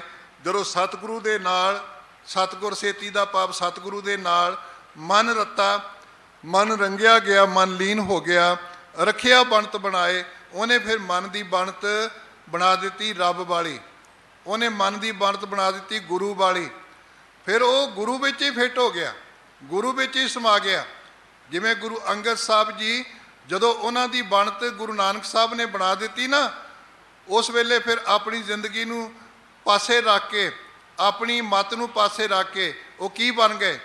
ਇਤਿਹਾਸਕਾਰਾਂ ਨੂੰ, ਸੱਤੇ ਬਲਵੰਡ ਵਰਗੀ ਸ਼ਖਸੀਅਤ ਨੂੰ ਲਿਖਣਾ ਪਿਆ, ਜੋਤ ਓਹਾ ਜੁਗਤ ਸਾਏ ਸ਼ੈ ਕਾਇਆ ਫਿਰ ਪਲਟੀ ਹੈ। ਔਰ ਜਿਨ੍ਹਾਂ ਨੇ ਆਪਣੇ ਜੀਵਨ ਨੂੰ ਅਰਪਣ ਕੀਤਾ, ਸਤਿਗੁਰੂ ਕਹਿੰਦੇ ਮੇਰਾ ਖਾਲਸਾ ਜਦੋਂ ਇਸ ਬਣਤ ਵਿੱਚ ਆ ਜਾਏ, ਇਸ ਬਣਾਵਟ ਵਿੱਚ ਆ ਜਾਏ, ਮੈਂ ਦਾਵਾ ਕਰਦਾ ਹਾਂ ਖਾਲਸਾ ਮੇਰਾ ਰੂਪ ਹੈ ਖਾਸ, ਖਾਲਸੇ ਮੈਂ ਹੋ ਕਰੋ ਨਿਵਾਸ। ਖਾਲਸਾ ਮੇਰੋ ਸਤਿਗੁਰ ਪੂਰਾ, ਖਾਲਸਾ ਮੇਰੋ ਸੱਜਣ ਸੂਰਾ, ਖਾਲਸਾ ਮੇਰੀ ਜਾਨ ਕੀ ਜਾਨ, ਖਾਲਸਾ ਮੇਰੀ ਸ਼ਾਨ ਕੀ ਸ਼ਾਨ। ਸਤਿਗੁਰ ਸੇਤੀ ਮਨ ਰੱਤਾ, ਰੱਖਿਆ ਬਣਤ ਬਣਾਏ। ਉਸ ਵੇਲੇ ਸਾਡੇ ਮਨ ਦੀ ਬਣਤ ਗੁਰੂ ਵਾਲੀ ਬਣ ਗਈ। ਫਿਰ ਗੁਰੂ ਤੋਂ ਪਾਸੇ ਹੋ ਕੇ ਨਹੀਂ ਤੁਰਦਾ ਮਨੁੱਖ, ਆਪਣੀ ਜ਼ਿੰਦਗੀ ਗੁਰੂ ਨੂੰ ਅਰਪਣ ਕਰ ਦਿੰਦਾ ਹੈ, ਗੁਰੂ ਨੂੰ ਸਮਰਪਣ ਕਰ ਦਿੰਦਾ ਹੈ, ਤੇ ਉਹ ਫਿਰ ਗੁਰੂ ਦੀ ਮੱਤ ਵਿੱਚ ਚੱਲਦਾ। ਕੀ ਕਰਦਾ ਫਿਰ ਉਹ? ਜੇਵਾ ਸਲਾਹ ਨਾ ਰੱਜਈ। ਉਹਦੀ ਜੀਭ ਪ੍ਰਮਾਤਮਾ ਦੀ ਸਿਫਤ ਸਲਾਹ ਕਰਕੇ ਰੱਜਦੀ ਨਹੀਂ, ਸਗੋਂ ਉਹ ਅਰਦਾਸ ਕਰਦਾ, ਲੱਖ ਜੇਵਾ ਦਿਓ ਮੇਰੇ ਪਿਆਰੇ, ਇਹ ਮਨ ਤੁਝਾ ਚਿਤਾਰੇ ਰਾਮ। ਹੇ ਸੱਚੇ ਪਾਤਸ਼ਾਹ, ਮੇਰੀ ਇੱਕ ਜੀਭ ਨਾਲ ਕੀ ਬਣਨਾ? ਮੈਨੂੰ ਲੱਖਾਂ ਜੀਭਾਂ ਦੇਵੇ ਨਾ, ਤਾਂ ਵੀ ਮੈਂ ਤੇਰਾ ਅੰਤ ਨਹੀਂ ਪਾ ਸਕਾਂਗਾ। ਵੇਦ ਨਾ ਜਾਣੇ ਭੇਦ ਕਛ, ਸ਼ੇਖ ਨਾਗ ਨਾ ਪਾਏ। ਹਿੰਦੂ ਵੀਰ ਕਹਿੰਦੇ ਹੈ ਕਿ ਆਪਣੀ ਜ਼ਿੰਦਗੀ ਦੇ ਵਿੱਚ ਸ਼ੇਸ਼ ਨਾਗ ਰੋਜ਼ਾਨਾ ਨਵੀਆਂ ਜੀਭਾਂ ਦੇ ਨਾਲ ਨਵਾਂ ਨਾਂ ਲੈਂਦਾ ਪਰਮਾਤਮਾ ਦਾ। ਉਹਦੀ 1000 ਜੀਭ ਹੈ, 1000 ਜੀਭ ਦੇ ਨਾਲ ਰੋਜ਼ ਨਵੇਂ ਨਾਂ ਵਰਤਦਾ ਹੈ, ਨਵੇਂ ਨਾਂ ਸਿਮਰਦਾ ਹੈ। ਕਹਿੰਦੇ ਉਹ ਫਿਰ ਵੀ ਪਰਮਾਤਮਾ ਦਾ ਅੰਤ ਨਹੀਂ ਪਾ ਸਕਦਾ। ਜੇਵਾ ਸਲਾਹ ਨਾ ਰਜਈ, ਹਰ ਪ੍ਰੀਤਮ ਚਿੱਤ ਲਾਏ। ਜਿਨ੍ਹਾਂ ਦਾ ਚਿੱਤ ਪ੍ਰੀਤਮ ਦੇ ਨਾਲ ਲੱਗ ਜਾਂਦਾ ਹੈ, ਨਾਨਕ ਨਾਵੇਂ ਕੀ ਮਨ ਭੁੱਖ ਹੈ, ਮਨ ਤ੍ਰਿਪਤ ਹੈ ਹਰ ਰਸ ਖਾਏ। ਫੇ ਨਾਨਕ ਉਹਨਾਂ ਦੇ ਅੰਦਰ ਨਾਮ ਦੀ ਮਨ ਵਿੱਚ ਭੁੱਖ ਲੱਗ ਜਾਂਦੀ ਹੈ ਤੇ ਉਹਨਾਂ ਦਾ ਮਨ ਤ੍ਰਿਪਤ ਹੋ ਜਾਂਦਾ ਹੈ। ਕਿਵੇਂ? ਹਰ ਰਸ ਖਾਏ। ਜਿਨ੍ਹਾਂ ਨੇ ਹਰ ਰਸ ਨੂੰ ਖਾ ਲਿਆ ਨਾ, ਫਿਰ ਉਹਨਾਂ ਨੂੰ ਕਿੱਦਾਂ ਦੀ ਜ਼ਿੰਦਗੀ ਪ੍ਰਾਪਤ ਹੁੰਦੀ ਹੈ। ਜਦੋਂ ਭਾਈ ਗੁਰਦਾਸ ਸਾਹਿਬ ਜੀ ਦੇ ਬਚਨ ਪੜ੍ਹਦੇ ਹਾਂ ਗੁਰਸਿੱਖਾਂ ਦੇ ਜੀਵਨ ਬਾਰੇ, ਤੇ ਆਪ ਜੀ ਕਹਿੰਦੇ ਹਉ ਸਦਕੇ ਤੇ ਨਾ ਗੁਰਸਿੱਖਾਂ, ਸਤਿਗੁਰ ਨੋ ਮਿਲ ਆਪ ਗਵਾਇਆ। ਮੈਂ ਉਹਨਾਂ ਸਿੱਖਾਂ ਤੋਂ ਸਦਕੇ ਹਾਂ ਜਿਨ੍ਹਾਂ ਨੇ ਆਪਣੀ ਜ਼ਿੰਦਗੀ ਵਿੱਚ ਸਤਿਗੁਰੂ ਦਾ ਮਿਲਾਪ ਕਰਕੇ ਆਪਣੇ ਜੀਵਨ ਦੇ ਵਿੱਚੋਂ ਆਪਾ ਭਾਵ ਗਵਾ ਲਿਆ। ਭਾਵ ਆਪਣੀ ਹੋਂਦ ਨੂੰ ਹੀ ਖਤਮ ਕਰ ਦਿੱਤਾ, ਆਪਣੀ ਮੱਤ ਨੂੰ ਖਤਮ ਕਰ ਦਿੱਤਾ, ਗੁਰੂ ਕੀ ਮੱਤ ਵਿੱਚ ਆ ਗਏ। ਹੋ ਗੁਰੂ ਦੇ ਅੱਗੇ ਅਰਦਾਸ ਕਰਕੇ ਗੁਰੂ ਵਾਲੇ ਬਣ ਗਏ। ਹਉ ਸਦਕੇ ਤੇ ਨਾ ਗੁਰਸਿੱਖਾਂ, ਸਤਿਗੁਰ ਨੋ ਮਿਲ ਆਪ ਗਵਾਇਆ। ਹਉ ਸਦਕੇ ਤੇ ਨਾ ਗੁਰਸਿੱਖਾਂ, ਕਰਨ ਉਦਾਸੀ ਅੰਦਰ ਮਾਇਆ। ਉਹ ਮਾਇਆ ਵੀ ਕਮਾਉਂਦੇ ਨੇ ਪਰ ਉਹਦੇ ਵਿੱਚ ਉਦਾਸ ਹੋ ਕੇ ਰਹਿੰਦੇ ਨੇ, ਉਹ ਘਰ-ਬਾਰ ਦਾ ਤਿਆਗ ਨਹੀਂ ਕਰਦੇ। ਭਾਈ ਮਨ ਸੁਖ ਬਹੁਤ ਵੱਡੇ ਵਪਾਰੀ ਹੈ, ਲੇਕਿਨ ਇੰਨੇ ਉਦਾਸ ਨੇ ਕਿ ਗੁਰੂ ਨਾਨਕ ਦਾ ਮਿਸ਼ਨ ਲੈ ਕੇ ਜਦੋਂ ਲੰਕਾ ਪਹੁੰਚਦੇ ਆ, ਉਹਨਾਂ ਦੀ ਕਿਰਪਾ ਦੇ ਨਾਲ ਗੁਰੂ ਕੀ ਮੱਤ ਜੋ ਉਹਨਾਂ ਨੇ ਧਾਰਨ ਕੀਤੀ, ਉੱਥੋਂ ਦਾ ਰਾਜਾ ਸ਼ਿਵਨਾਮ ਸਿੱਖ ਬਣਦਾ ਹੈ। ਭਾਈ ਭਗੀਰਥ ਮਲਸੀਆਂ ਦਾ ਨੰਬਰਦਾਰ ਹੈ, ਦੁਰਗਾ ਦਾ ਪੁਜਾਰੀ ਹੈ, ਲੇਕਿਨ ਜਦੋਂ ਆਪਣੀ ਜ਼ਿੰਦਗੀ ਵਿੱਚ ਗੁਰੂ ਨਾਨਕ ਦੀ ਮੱਤ ਲੈ ਕੇ ਤੁਰਦਾ ਹੈ, ਸਤਿਗੁਰੂ ਕਹਿੰਦੇ ਲਾਹੌਰ ਤੋਂ ਜਾ ਕੇ ਸਮਾਨ ਲੈ ਕੇ ਆ। ਭਾਈ ਮਨਸੁਖ ਦੀ ਦੁਕਾਨ ਤੇ ਪਹੁੰਚਦਾ, ਜੋ ਹੋਲਸੇਲ ਦਾ ਵਪਾਰ ਕਰਦੇ ਨੇ। ਭਾਈ ਮਨਸੁਖ ਭਾਈ ਭਗੀਰਥ ਰਾਹੀਂ ਸਿੱਖ ਬਣਦਾ ਹੈ। ਇਹ ਜੀਵਨ ਜਾਚ ਪ੍ਰਾਪਤ ਹੋ ਜਾਂਦੀ ਜਿਨ੍ਹਾਂ ਲੋਕਾਂ ਦੇ ਅੰਦਰ ਤ੍ਰਿਪਤੀ ਪ੍ਰਾਪਤ ਹੋਈ। ਹਉ ਸਦਕੇ ਤਿਨਾ ਗੁਰਸਿੱਖਾਂ, ਕਰਨ ਉਦਾਸੀ ਅੰਦਰ ਮਾਇਆ। ਹਉ ਸਦਕੇ ਤਿਨਾ ਗੁਰਸਿੱਖਾਂ, ਗੁਰਮਤਿ ਗੁਰ ਚਰਣੀ ਚਿਤ ਲਾਇਆ। ਜਿਨ੍ਹਾਂ ਨੇ ਆਪਣੀ ਜ਼ਿੰਦਗੀ ਵਿੱਚ ਗੁਰੂ ਦੀ ਮੱਤ ਨੂੰ ਗ੍ਰਹਿਣ ਕਰਕੇ ਫਿਰ ਗੁਰੂ ਦੀ ਮੱਤ ਰਾਹੀਂ ਆਪਣੇ ਜੀਵਨ ਦੇ ਵਿੱਚ ਆਪਣਾ ਚਿੱਤ ਗੁਰੂ ਦੇ ਚਰਨਾਂ ਨਾਲ ਜੋੜ ਲਿਆ। ਗੁਰੂ ਦੇ ਚਰਨ ਕੀ ਹੈ? ਹਿਰਦੈ ਚਰਨ ਸ਼ਬਦ ਸਤਿਗੁਰ ਕੋ ਨਾਨਕ ਬੰਧਿਓ ਪਾਲ। ਹਉ ਸਦਕੇ ਤਿਨਾ ਗੁਰਸਿੱਖਾਂ, ਗੁਰਸਿੱਖ ਦੇ ਗੁਰਸਿੱਖ ਮਿਲਾਇਆ। ਮੈਂ ਉਹਨਾਂ ਗੁਰਸਿੱਖਾਂ ਤੋਂ ਸਦਕੇ ਹਾਂ ਜਿਹੜੇ ਗੁਰੂ ਦੀ ਸਿੱਖਿਆ ਦੇ ਕੇ ਉਹਦਾ ਪ੍ਰਚਾਰ ਕਰਕੇ ਅੱਗੇ ਆਪਣੀ ਜ਼ਿੰਦਗੀ ਦੇ ਵਿੱਚ ਗੁਰੂ ਦੇ ਨਾਲ ਲੋਕਾਂ ਨੂੰ ਮਿਲਾਉਂਦੇ ਨੇ।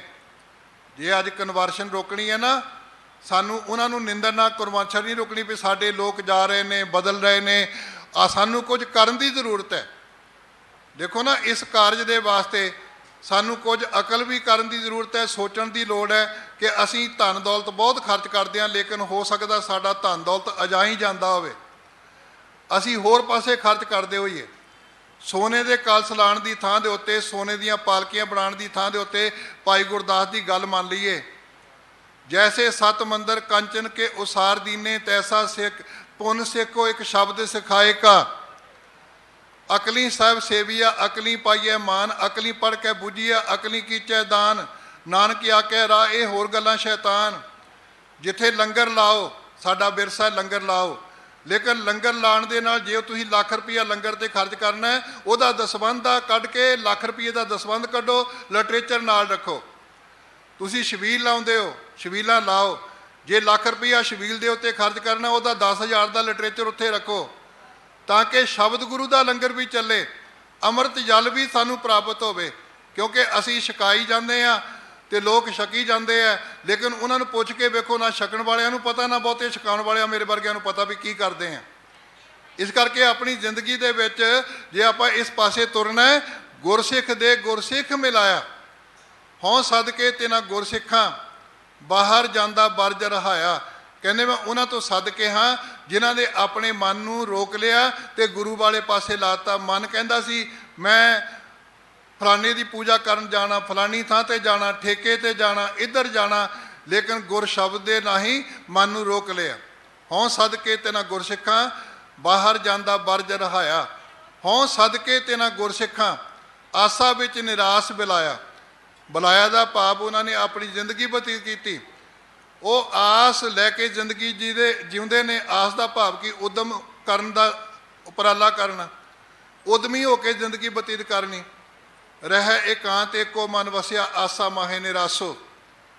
ਸੋ ਇਕਾਂਤੀ ਜਿਸ ਰਿਦਾ ਠਾਏ, ਆਪਣੇ ਹਿਰਦੇ ਨੂੰ ਟਿਕਾ ਵਿੱਚ ਲਿਆ ਕੇ ਇਕਾਂਤਵਾਸ ਹੋਣਾ। ਪਰਿਵਾਰ ਦੇ ਵਿੱਚ ਬੈਠਾ ਬੰਦਾ ਇਕਾਂਤਵਾਸ ਵਿੱਚ ਹੈ। ਵੱਡੀ ਭੀੜ 'ਚ ਬੈਠਾ ਵੀ ਬੰਦਾ ਨਿਰਾਲਾ ਪ੍ਰਤੀਤ ਹੋਵੇ। ਸੋਚ ਕਰਕੇ, ਵਿਚਾਰ ਕਰਕੇ, ਹਉ ਸਦਕੇ ਤਿਨਾ ਗੁਰਸਿੱਖਾਂ ਆਸਾ ਵਿੱਚ ਨਿਰਾਸ ਬਿਲਾਇਆ, ਸਤਿਗੁਰ ਦਾ ਉਪਦੇਸ਼ ਕਮਾਇਆ। ਜਿਨ੍ਹਾਂ ਨੇ ਸਤਿਗੁਰੂ ਦਾ ਉਪਦੇਸ਼ ਕਮਾ ਲਿਆ, ਸਤਿਗੁਰੂ ਕਹਿੰਦੇ ਫਿਰ ਉਹਨਾਂ ਨੂੰ ਇਹ ਜ਼ਿੰਦਗੀ ਪ੍ਰਾਪਤ ਹੋ ਗਈ। ਜਿਹਬਾ ਸਲਾਹ ਨ ਰੱਜਈ, ਹਰ ਪ੍ਰੀਤਮ ਚਿਤ ਲਾਏ, ਨਾਨਕ ਨਾਵੇਂ ਕੀ ਮਨ ਭੁੱਖ ਹੈ, ਮਨ ਤ੍ਰਿਪਤ ਹੈ। ਤ੍ਰਿਪਤ ਦਾ ਭਾਵ ਸੈਟੀਸਫਾਈ ਹੋ ਜਾਂਦਾ ਹੈ, ਸੰਤੁਸ਼ਟ ਹੋ ਜਾਂਦਾ ਹੈ। ਹਰ ਰਸ ਖਾਏ, ਹਰੀ ਰਸ ਨੂੰ ਖਾ ਕੇ, ਗ੍ਰਹਿਣ ਕਰਕੇ। ਹੁਣ ਸਤਿਗੁਰੂ ਪਾਤਸ਼ਾਹ ਜੀ ਪੌੜੀ ਦੇ ਅੰਦਰ ਬਖਸ਼ਿਸ਼ ਕਰਦੇ ਨੇ, ਜਿਸ ਪੌੜੀ ਦੀ ਆਖਰੀ ਪੰਕਤੀ ਆਪ ਜੀ ਨੇ ਹੁਕਮ ਕੀਤਾ ਸੀ, ਸੱਚ ਗੁਰਮੁਖ ਜਿਨੀ ਸਲਾਹਿਆ, ਤਿਨਾਂ ਭੁੱਖਾ ਸਭ ਗਵਾਈਆਂ। ਕਿ ਜਿਨ੍ਹਾਂ ਨੇ ਸਦਾ ਥੇਰਨ ਵਾਲੇ ਪ੍ਰਭੂ ਨੂੰ ਗੁਰੂ ਦੇ ਸਨਮੁਖ ਹੋ ਕਰਕੇ ਸਿਮਰਿਆ ਹੈ, ਤਿਨਾਂ ਨੇ ਆਪਣੀ ਜ਼ਿੰਦਗੀ ਵਿੱਚੋਂ ਹਰ ਤਰ੍ਹਾਂ ਦੀ ਭੁੱਖ ਨੂੰ ਗਵਾ ਦਿੱਤਾ ਹੈ, ਭਾਵ ਲਾਲਚ ਤਿਆਗ ਦਿੱਤਾ ਹੈ। ਪੌੜੀ ਸੱਚ ਸੱਚਾ ਕੁਦਰਤ ਜਾਣੀਐ, ਦਿਨ ਰਾਤੀ ਜਿਨ ਬਣਾਈਆ।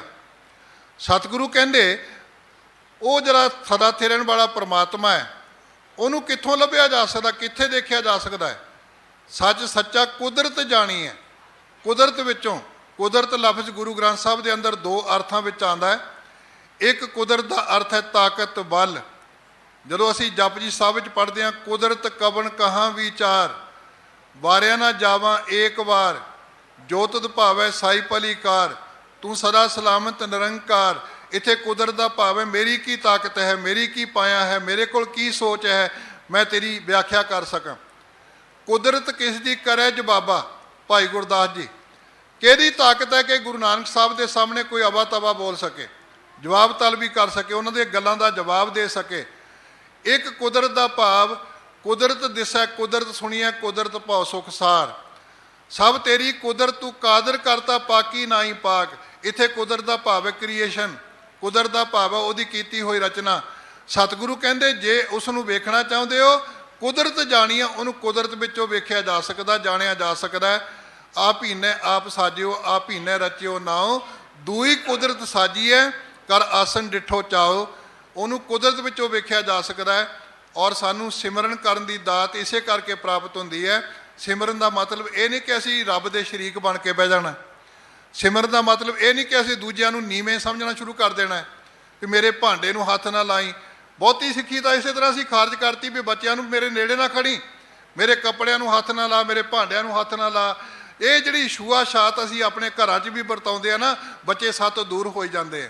ਨਹੀਂ, ਆਪਣੀ ਜ਼ਿੰਦਗੀ ਵਿੱਚ ਕਬੀਰ ਸਾਹਿਬ ਕਹਿੰਦੇ ਸਿਮਰਨ ਕਰਨ ਦਾ ਭਾਵ ਜੇ ਕੁਦਰਤ ਵਿੱਚੋਂ ਵੇਖਣਾ ਨਾ, ਕਬੀਰ ਤੂੰ ਤੂੰ ਕਰਤਾ ਤੂੰ ਹੁਆ, ਮੁਝ ਮੈਂ ਰਹਾ ਨਾ ਹੂੰ, ਜਬ ਆਪਾ ਪਰਕਾ ਮਿਟ ਗਿਆ, ਜਤ ਦੇਖੋ ਤਤ ਤੂੰ। ਫਿਰ ਕਹਿੰਦੇ ਉਹ ਕਿੱਡਾ ਵੱਡਾ ਦਾਤਾ ਹੈ, ਕਿੱਡਾ ਵੱਡਾ ਕਾਰੀਗਰ ਹੈ। ਦਿਨ ਰਾਤੀ ਜਿਨ ਬਣਾਈਆ, ਜਿਹਨੇ ਦਿਨ ਤੇ ਰਾਤ ਬਣਾਏ। ਰਹਿ ਰਾਸ ਦਾ ਪਾਠ ਰੋਜ਼ ਕਰਦੇ ਹਾਂ ਆਪਾਂ, ਸੋਦਰ ਦੀ ਬਾਣੀ ਜਦੋਂ ਪੜ੍ਹਦੇ ਹਾਂ, ਸਤਿਗੁਰੂ ਦਾ ਇੱਕ ਬਚਨ ਬੜਾ ਕਮਾਲ ਦਾ ਪੜ੍ਹਦੇ ਹਾਂ, ਜੇਵੜ ਆਪ ਤੇਵੜ ਤੇਰੀ ਦਾਤ, ਜਿਨ ਦਿਨ ਕਰਕੇ ਕੀਤੀ ਰਾਤ। ਜਿਹਨੇ ਦਿਨ ਵੀ ਬਣਾਇਆ ਤੇ ਰਾਤ ਵੀ ਬਣਾਈ। ਜੇ ਇਕੱਲਾ ਹੀ ਦਿਨ ਬਣਾਇਆ ਹੁੰਦਾ ਅਸੀਂ ਭੱਜੇ ਹੀ ਰਹਿੰਦੇ, ਜੇ ਇਕੱਲੀ ਰਾਤ ਬਣਾਈ ਹੁੰਦੀ ਅਸੀਂ ਸੁੱਤੇ ਹੀ ਰਹਿੰਦੇ। ਜੇਵੜ ਆਪ ਤੇਵੜ ਤੇਰੀ ਦਾਤ, ਜਿਨ ਦਿਨ ਕਰਕੇ ਕੀਤੀ ਰਾਤ। ਸਾਨੂੰ ਉਦਮ ਕਰਨ ਵਾਸਤੇ, ਕਾਰੋਬਾਰ ਕਰਨ ਵਾਸਤੇ ਦਿਨ ਦੀ ਦਾਤ ਵੀ ਦਿੱਤੀ, ਫਿਰ ਰੀਚਾਰਜ ਹੋਣ ਵਾਸਤੇ, ਰਿਲੈਕਸ ਹੋਣ ਵਾਸਤੇ ਰਾਤ ਦੀ ਦਾਤ ਦਿੱਤੀ। ਦਿਨ ਰਾਤੀ ਜਿਨ ਬਣਾਈਆ, ਸੋ ਸੱਚ ਸਲਾਹੀ ਸਦਾ ਸਦਾ, ਸੱਚ ਸੱਚੇ ਕੀਆਂ ਵਡਿਆਈਆਂ। ਕਹਿੰਦੇ ਉਸ ਸਦਾ ਥੇਰਨ ਵਾਲੇ ਪ੍ਰਮਾਤਮਾ ਨੂੰ ਕਿੰਨਾ ਚਿਰ ਸਲਾਹਣਾ ਹੈ? ਸਦਾ ਸਦਾ। ਇਹਨੇ ਵੀ ਪੂਰਨਮਾਸ਼ੀ ਨੂੰ ਚੇਤੇ ਆਵੇ, ਮਸਿਆ ਨੂੰ ਚੇਤੇ ਆਵੇ। ਨਹੀਂ, ਸਾਸ ਸਾਸ ਸਿਮਰੋ ਗੋਬਿੰਦ, ਮਨ ਅੰਤਰ ਕੀ ਉਤਰੈ ਚਿੰਦ। ਜੋ ਸਾਸ ਗਿਰਾਸ ਧਿਆਏ ਮੇਰਾ ਹਰ ਹਰ, ਸੋ ਗੁਰਸਿੱਖ ਗੁਰੂ ਮਨ ਭਾਵੈ। ਸਦਾ ਸਦਾ ਸੱਚ ਸੱਚੇ ਕੀਆਂ ਵਡਿਆਈਆਂ। ਉਹ ਸਦਾ ਥਿਰਨ ਵਾਲੇ ਪ੍ਰਭੂ ਦੀਆਂ, ਪਰਮਾਤਮਾ ਦੀਆਂ ਵਡਿਆਈਆਂ ਨੂੰ ਚੇਤੇ ਕਰਨਾ। ਉਹਦੀਆਂ ਵਡਿਆਈਆਂ ਨੂੰ ਚੇਤੇ ਕਰਾਂਗੇ, ਉਹਦੇ ਸਟੇਟਸ ਨੂੰ ਚੇਤਾ ਰੱਖਾਂਗੇ, ਫਿਰ ਸਾਡਾ ਸਿਮਰਨ ਹੋਏਗਾ। ਕਿਉਂਕਿ ਕਿਸੇ ਨੂੰ ਯਾਦ ਕਰਨ ਦਾ ਭਾਵ ਉਹਦੀਆਂ ਵਡਿਆਈਆਂ, ਉਹਦੇ ਗੁਣਾਂ ਕਰਕੇ ਚੇਤੇ ਕਰਦੇ ਹਾਂ। ਅਤੇ ਚੇਤੇ ਉਹਨੂੰ ਕਰਦੇ ਹਾਂ ਜਿਹੜਾ ਸਾਤੋਂ ਵਿਛੜਿਆ ਹੋਵੇ, ਜਿਹਦਾ ਵਿਛੋੜਾ ਪਿਆ ਹੋਵੇ, ਜਦੋਂ ਮਾਂ ਪੁੱਤਰ ਨੂੰ ਚੇਤੇ ਕਰਦੀ, ਪਤੀ ਪਤਨੀ ਨੂੰ ਪਤਨੀ ਪਤੀ ਨੂੰ ਚੇਤੇ ਕਰਦੀ ਹੈ, ਵਿਛੋੜੇ ਕਰਕੇ ਕਰਦੀ ਹੈ। ਤੇ ਵਿਛੋੜਾ ਉਦੋਂ ਤੱਕ ਖਤਮ ਨਹੀਂ ਹੋਣਾ ਜਦੋਂ ਤੱਕ ਸਾਡਾ ਅਸਲੇ ਨਾਲ ਸਾਡਾ ਸੰਬੰਧ ਨਹੀਂ ਬਣਦਾ। ਭਾਈ ਵੀਰ ਸਿੰਘ ਜੀ ਨੇ ਕਹਿੰਦੇ ਮੇਰੇ ਹੱਥ ਇੱਕ ਦਿਨ ਕੋਲਾ ਲੱਗ ਗਿਆ, ਤੇ ਜਦੋਂ ਮੈਂ ਕੋਲ ਚੁੱਕਿਆ ਮੇਰੇ ਹੱਥ ਕਾਲੇ ਕਰ ਦਿੱਤੇ। ਮੈਂ ਸੋਚਿਆ ਮੇਰੇ ਕੱਪੜੇ ਵੀ ਕਾਲੇ ਕਰੇਗਾ। ਮੈਂ ਉਹਨੂੰ ਧੋਣ ਦਾ ਯਤਨ ਕੀਤਾ ਵੀ ਚਿੱਟਾ ਹੋ ਜਾਏ ਇਹ। ਉਹਨੂੰ ਧੋ ਕੇ ਸਾਬਣ ਨਾਲ ਦੇਖਿਆ, ਸਾਬਣ ਵੀ ਕਾਲਾ ਕਰ ਦਿੱਤਾ ਉਹਨੇ। ਦੁੱਧ ਦਹੀਂ ਵਿੱਚ ਪਾ ਲਿਆ, ਫਿਰ ਉਹ ਵੀ ਕਾਲਾ ਕਰ ਦਿੱਤਾ ਉਹਨੇ, ਕਾਲਕਨਾ ਭਰ ਗਿਆ। ਫਿਰ ਕਹਿੰਦੇ ਮੇਰੇ ਦਿਮਾਗ ਨੇ ਕੰਮ ਕੀਤਾ, ਸੋਚ ਨੇ ਕੰਮ ਕੀਤਾ, ਅੱਗੇ ਵੱਧ ਕੇ ਮੈਂ ਅੱਗ ਵਿੱਚ ਰੱਖ ਦਿੱਤਾ। ਕਹਿੰਦੇ ਜਦੋਂ ਅੱਗ ਵਿੱਚ ਰੱਖਿਆ ਨਾ, ਉਹ ਇੱਕਦਮ ਲਾਲ ਹੋ ਗਿਆ। ਸਾਬਣ ਲਾਲਾ ਧੋਤਾ ਕੋਲਾ, ਦੁੱਧ ਦਹੀਂ ਵਿੱਚ ਪਾਇਆ, ਖੁੰਭ ਚੜ ਰੰਗਣ ਪੀ ਚੜਿਆ, ਰੰਗ ਨਾ ਉਸ ਬਟਾਇਆ, ਵਿਛੜ ਕੇ ਕਾਲਕ ਸੀ ਆਈ, ਬਿਨ ਮਿਲਿਆ ਨਹੀਂ ਲਹਿੰਦੀ, ਅੰਗ ਅੱਗ ਦੇ ਲਾਕੇ ਵੇਖੋ ਚੜ੍ਹਦਾ ਰੂਪ ਸਵਾਇਆ। ਜੇ ਅਸਲੀ ਰੂਪ ਸੋਚਣਾ ਆਪਣੀ ਜ਼ਿੰਦਗੀ ਵਿੱਚ ਲੋਚਦੇ ਆ ਨਾ, ਤੇ ਉਹਦੇ ਨਾਲ ਜੁੜੋ ਜਿਹਦਾ ਅਸੀਂ ਰੂਪ ਬਣਨਾ ਚਾਹੁੰਦੇ ਆ। ਅੰਗ ਅੱਗ ਦੇ ਲਾਕੇ ਵੇਖੋ ਚੜ੍ਹਦਾ ਰੂਪ ਸਵਾਇਆ, ਇੱਕਦਮ ਆਪਣੇ ਰੂਪ ਵਿੱਚ ਆ ਗਿਆ। ਮਨ ਤੂੰ ਜੋਤ ਸਰੂਪ ਹੈ, ਆਪਣਾ ਮੂਲ ਪਛਾਣ, ਮਨ ਹਰਜੀ ਤੇਰੇ ਨਾਲ ਹੈ, ਸਦਾ ਸਦਾ ਰੰਗ ਮਾਣ। ਸਲਾਹੀ ਸੱਚ ਸਲਾਹ ਸੱਚ, ਕੀਮਤ ਕਿਨੇ ਨਾ ਪਾਈਆ। ਕਹਿੰਦੇ ਹੁਣ ਮੈਂ ਸਦਾ ਫੇਰਨ ਵਾਲੇ ਪ੍ਰਭੂ ਨੂੰ ਹੀ ਸਲਾਉਂਦਾ ਹਾਂ। ਜੋ ਸਲਾਹਣਯੋਗ ਪ੍ਰਮਾਤਮਾ ਹੈ ਉਹਦੀ ਸਿਫਤ ਸਲਾਹ ਵੀ ਸੱਚੀ ਹੈ। ਤੇ ਵੱਡੀ ਗੱਲ ਕਿ ਉਹਨੂੰ ਕਹਿਣ ਵਾਲੇ ਲੋਕ, ਵਰਣਨ ਕਰਨ ਵਾਲੇ ਲੋਕ, ਲਿਖਣ ਵਾਲੇ ਲੋਕ, ਉਹਦਾ ਉਚਾਰਨ ਕਰਨ ਵਾਲੇ ਲੋਕ ਕੀਮਤ ਕਿਨੇ ਨਾ ਪਾਈਆ, ਉਹਦਾ ਅੰਤ ਨਹੀਂ ਪਾ ਸਕੇ, ਉਹਦੀ ਕੀਮਤ ਨਹੀਂ ਪਾ ਸਕੇ। ਉਹ ਕਿੱਡਾ ਵੱਡਾ ਹੈ। ਜੇਵੜ ਆਪ ਤੇਵੜ ਤੇਰੀ ਦਾਤ, ਉਹ ਐਡਾ ਵੱਡਾ ਜੇਵੜ ਆਪ ਜਾਣੇ ਆਪ ਆਪ। ਨਾਨਕ ਨਦਰੀ ਕਰਮੀ ਦਾਤ, ਬਹੁਤਾ ਕਰਮ ਲਿਖਿਆ ਨਾ ਜਾਏ, ਵੱਡਾ ਦਾਤਾ ਤਿਲ ਨਾ ਤਮਾਏ। ਉਹਦੀ ਕੀਮਤ ਕੋਈ ਕਹਿ ਨਹੀਂ ਸਕਦਾ। ਵੱਡੇ ਵੱਡੇ ਲੋਕਾਂ ਨੇ ਯਤਨ ਕੀਤਾ, ਗਿਆਨੀ ਧਿਆਨੀ ਗੁਰੂ ਰਹਾਈ, ਕਹਿਣ ਨਾ ਜਾਈ ਤੇਰੀ ਤਿਲ ਵਡਿਆਈ। ਤੇ ਕੀਮਤ ਕਿਨੇ ਨਾ ਪਾਈਆ, ਜਾਂ ਮਿਲਿਆ ਪੂਰਾ ਸਤਿਗੁਰੂ ਤਾਂ ਹਾਜ਼ਰ ਨਜ਼ਰੀ ਆਈਆ। ਜਦੋਂ ਪੂਰਾ ਸਤਿਗੁਰੂ ਮਿਲ ਗਿਆ ਨਾ, ਪੂਰੇ ਕਾ ਕੀਆ ਸਭ ਕੁਛ ਪੂਰਾ, ਘੱਟ ਵੱਧ ਕਿਛ ਨਾਹੀਂ। ਜਾਂ ਦਾ ਅਰਥ ਜਦੋਂ ਮਿਲਿਆ ਪੂਰਾ ਸਤਿਗੁਰੂ, ਪੂਰਨ ਸਤਿਗੁਰੂ ਦਾ ਮਿਲਾਪ ਹੋ ਗਿਆ। ਜਿਵੇਂ ਗੁਰੂ ਅੰਗਦ ਸਾਹਿਬ ਜੀ ਨੂੰ ਹੋਇਆ, ਗੁਰੂ ਅਮਰਦਾਸ ਜੀ ਨੂੰ ਹੋਇਆ, ਧੰਨ ਗੁਰੂ ਰਾਮਦਾਸ ਜੀ ਨੂੰ ਹੋਇਆ। ਕੋਈ ਸੋਚ ਸਕਦਾ ਇੱਕ ਯਤੀਮ ਬੱਚਾ ਜਿਹਦੇ ਸਿਰ ਦੇ ਉੱਤੇ ਮਾਂ-ਬਾਪ ਨਹੀਂ, ਜਿਹਦਾ ਕੋਈ ਸਹਾਰਾ ਨਹੀਂ, ਸਭ ਤੋਂ ਜ਼ਿਆਦਾ ਗੁਰੂ ਸਾਹਿਬਾਨ ਦੇ ਵਿੱਚ ਦੂਜੇ ਨੰਬਰ ਦੇ ਉੱਤੇ ਗੁਰਬਾਣੀ ਦਾ ਭੰਡਾਰ ਬਖਸ਼ਿਸ਼ ਕੀਤਾ ਉਹਨਾਂ ਨੇ। ਫਿਰ ਕਿਰਪਾ ਕੀਤੀ ਆਪ ਜੀ ਨੇ, ਜੋ ਸਟੇਟਸ ਜੋ ਪਦਵੀ ਪ੍ਰਾਪਤ ਕੀਤੀ, ਧੰਨ ਧੰਨ ਰਾਮਦਾਸ ਗੁਰ ਜਿਨ ਸਿਰਿਆ ਤਿਨੇ ਸਵਾਰਿਆ। ਪੂਰੀ ਹੋਈ ਕਰਾਮਾਤ, ਆਪ ਸਿਰਜਣਹਾਰੇ ਧਾਰਿਆ, ਸਿੱਖੀ ਅਤੇ ਸੰਗਤੀ ਪਾਰ ਬ੍ਰਹਮ ਕਰ ਨਮਸਕਾਰਿਆ। ਪਰ ਕਦੋਂ? ਜਦੋਂ ਆਪਣੀ ਜ਼ਿੰਦਗੀ ਸਮਰਪਿਤ ਕਰ ਦਿੱਤੀ। ਅਬ ਹਮ ਚਲੀ ਠਾकुर ਪੈ ਹਾਰ, ਜਬ ਹਮ ਸ਼ਰਨ ਪ੍ਰਭੂ ਕੀ ਆਈ, ਰਾਖ ਪ੍ਰਭੂ ਭਾਵੇਂ ਮਾਰ। ਲੋਗਨ ਕੀ ਚਤਰਾਈ ਉਪਮਾ ਤੇ ਬੈ ਸੰਤਰ ਜਾਰ, ਕੋਈ ਭਲਾ ਕਹੋ ਭਾਵੇਂ ਬੁਰਾ ਕਹੋ, ਹਮ ਤਨ ਦਿਓ ਹੈ ਢਾਰ। ਅੱਜ ਜਵਾਈ ਨੇ ਘਰ ਆਉਣਾ ਹੋਵੇ ਨਾ, ਸਾਰਾ ਟੱਬਰ ਤਰਾ ਤਰਾ ਕੰਬਦਾ ਵੀ ਸ਼ਾਮ ਨੂੰ ਕਿਤੇ ਆ ਕੇ ਕੋਈ ਗੜਬੜ ਨਾ ਕਰ ਦੇਵੇ, ਗੱਲ ਨਾ ਪੈ ਜਾਵੇ, ਕੋਈ ਕਲੇਸ਼ ਨਾ ਖੜਾ ਹੋ ਜਾਵੇ। ਉਹ ਜਵਾਈ ਹੈ ਗੁਰੂ ਅਮਰਦਾਸ ਜੀ ਦਾ। ਕੁੜਮ ਨੇ ਘਰ ਆਉਣਾ ਹੋਵੇ, ਕਿੰਨੀ ਤਿਆਰੀ ਕਰਦੇ ਆ। ਕੁੜਮ ਗਾਗਰ ਢੋ ਰਿਹਾ ਹੈ, ਤੱਪੜ ਝਾੜ ਰਿਹਾ ਹੈ। ਆਪਣੀਆਂ ਰਿਸ਼ਤੇਦਾਰੀਆਂ ਨੂੰ ਜੇ ਸੁਖਾਵੇਂ ਵਾਤਾਵਰਨ 'ਚ ਜਿਉਣਾ ਚਾਹੁੰਦੇ ਆ ਨਾ, ਗੁਰੂ ਅਮਰਦਾਸ ਜੀ ਤੋਂ ਸਿੱਖੋ, ਗੁਰੂ ਰਾਮਦਾਸ ਜੀ ਤੋਂ ਸਿੱਖੋ। ਇਹਨਾਂ ਨੂੰ ਕੇਵਲ ਮੱਥਾ ਹੀ ਨਾ ਟੇਕਦੇ ਰਹੀਏ। ਮੱਥਾ ਵੀ ਟੇਕੋ। ਮੱਥਾ ਟੇਕਣ ਦਾ ਭਾਵ ਕਿ ਮੈਂ ਤੁਹਾਡੀ ਗੱਲ ਨੂੰ ਪ੍ਰਵਾਨ ਕਰਕੇ ਤੁਰਨਾ, ਮੈਂ ਤੁਹਾਡੇ ਬਚਨਾਂ ਨੂੰ ਪ੍ਰਵਾਨ ਕਰਕੇ ਤੁਰਨਾ। ਉਹ ਜਵਾਈ ਹੈ ਜਿਹੜਾ ਆਪਣੀ ਜ਼ਿੰਦਗੀ ਵਿੱਚ ਕਹੀ ਚੁੱਕ ਕੇ ਬੌਲੀ ਸਾਹਿਬ ਦੀ ਸੇਵਾ ਨਿਭਾ ਰਿਹਾ, ਦਰੀਆਂ ਝਾੜਨ ਦੀ ਸੇਵਾ ਨਿਭਾ ਰਿਹਾ। ਜਾਂ ਮਿਲਿਆ ਪੂਰਾ ਸਤਿਗੁਰੂ ਤਾਂ ਹਾਜ਼ਰ ਨਦਰੀ ਆਈਆ। ਫਿਰ ਕੀ ਹੋ ਗਿਆ?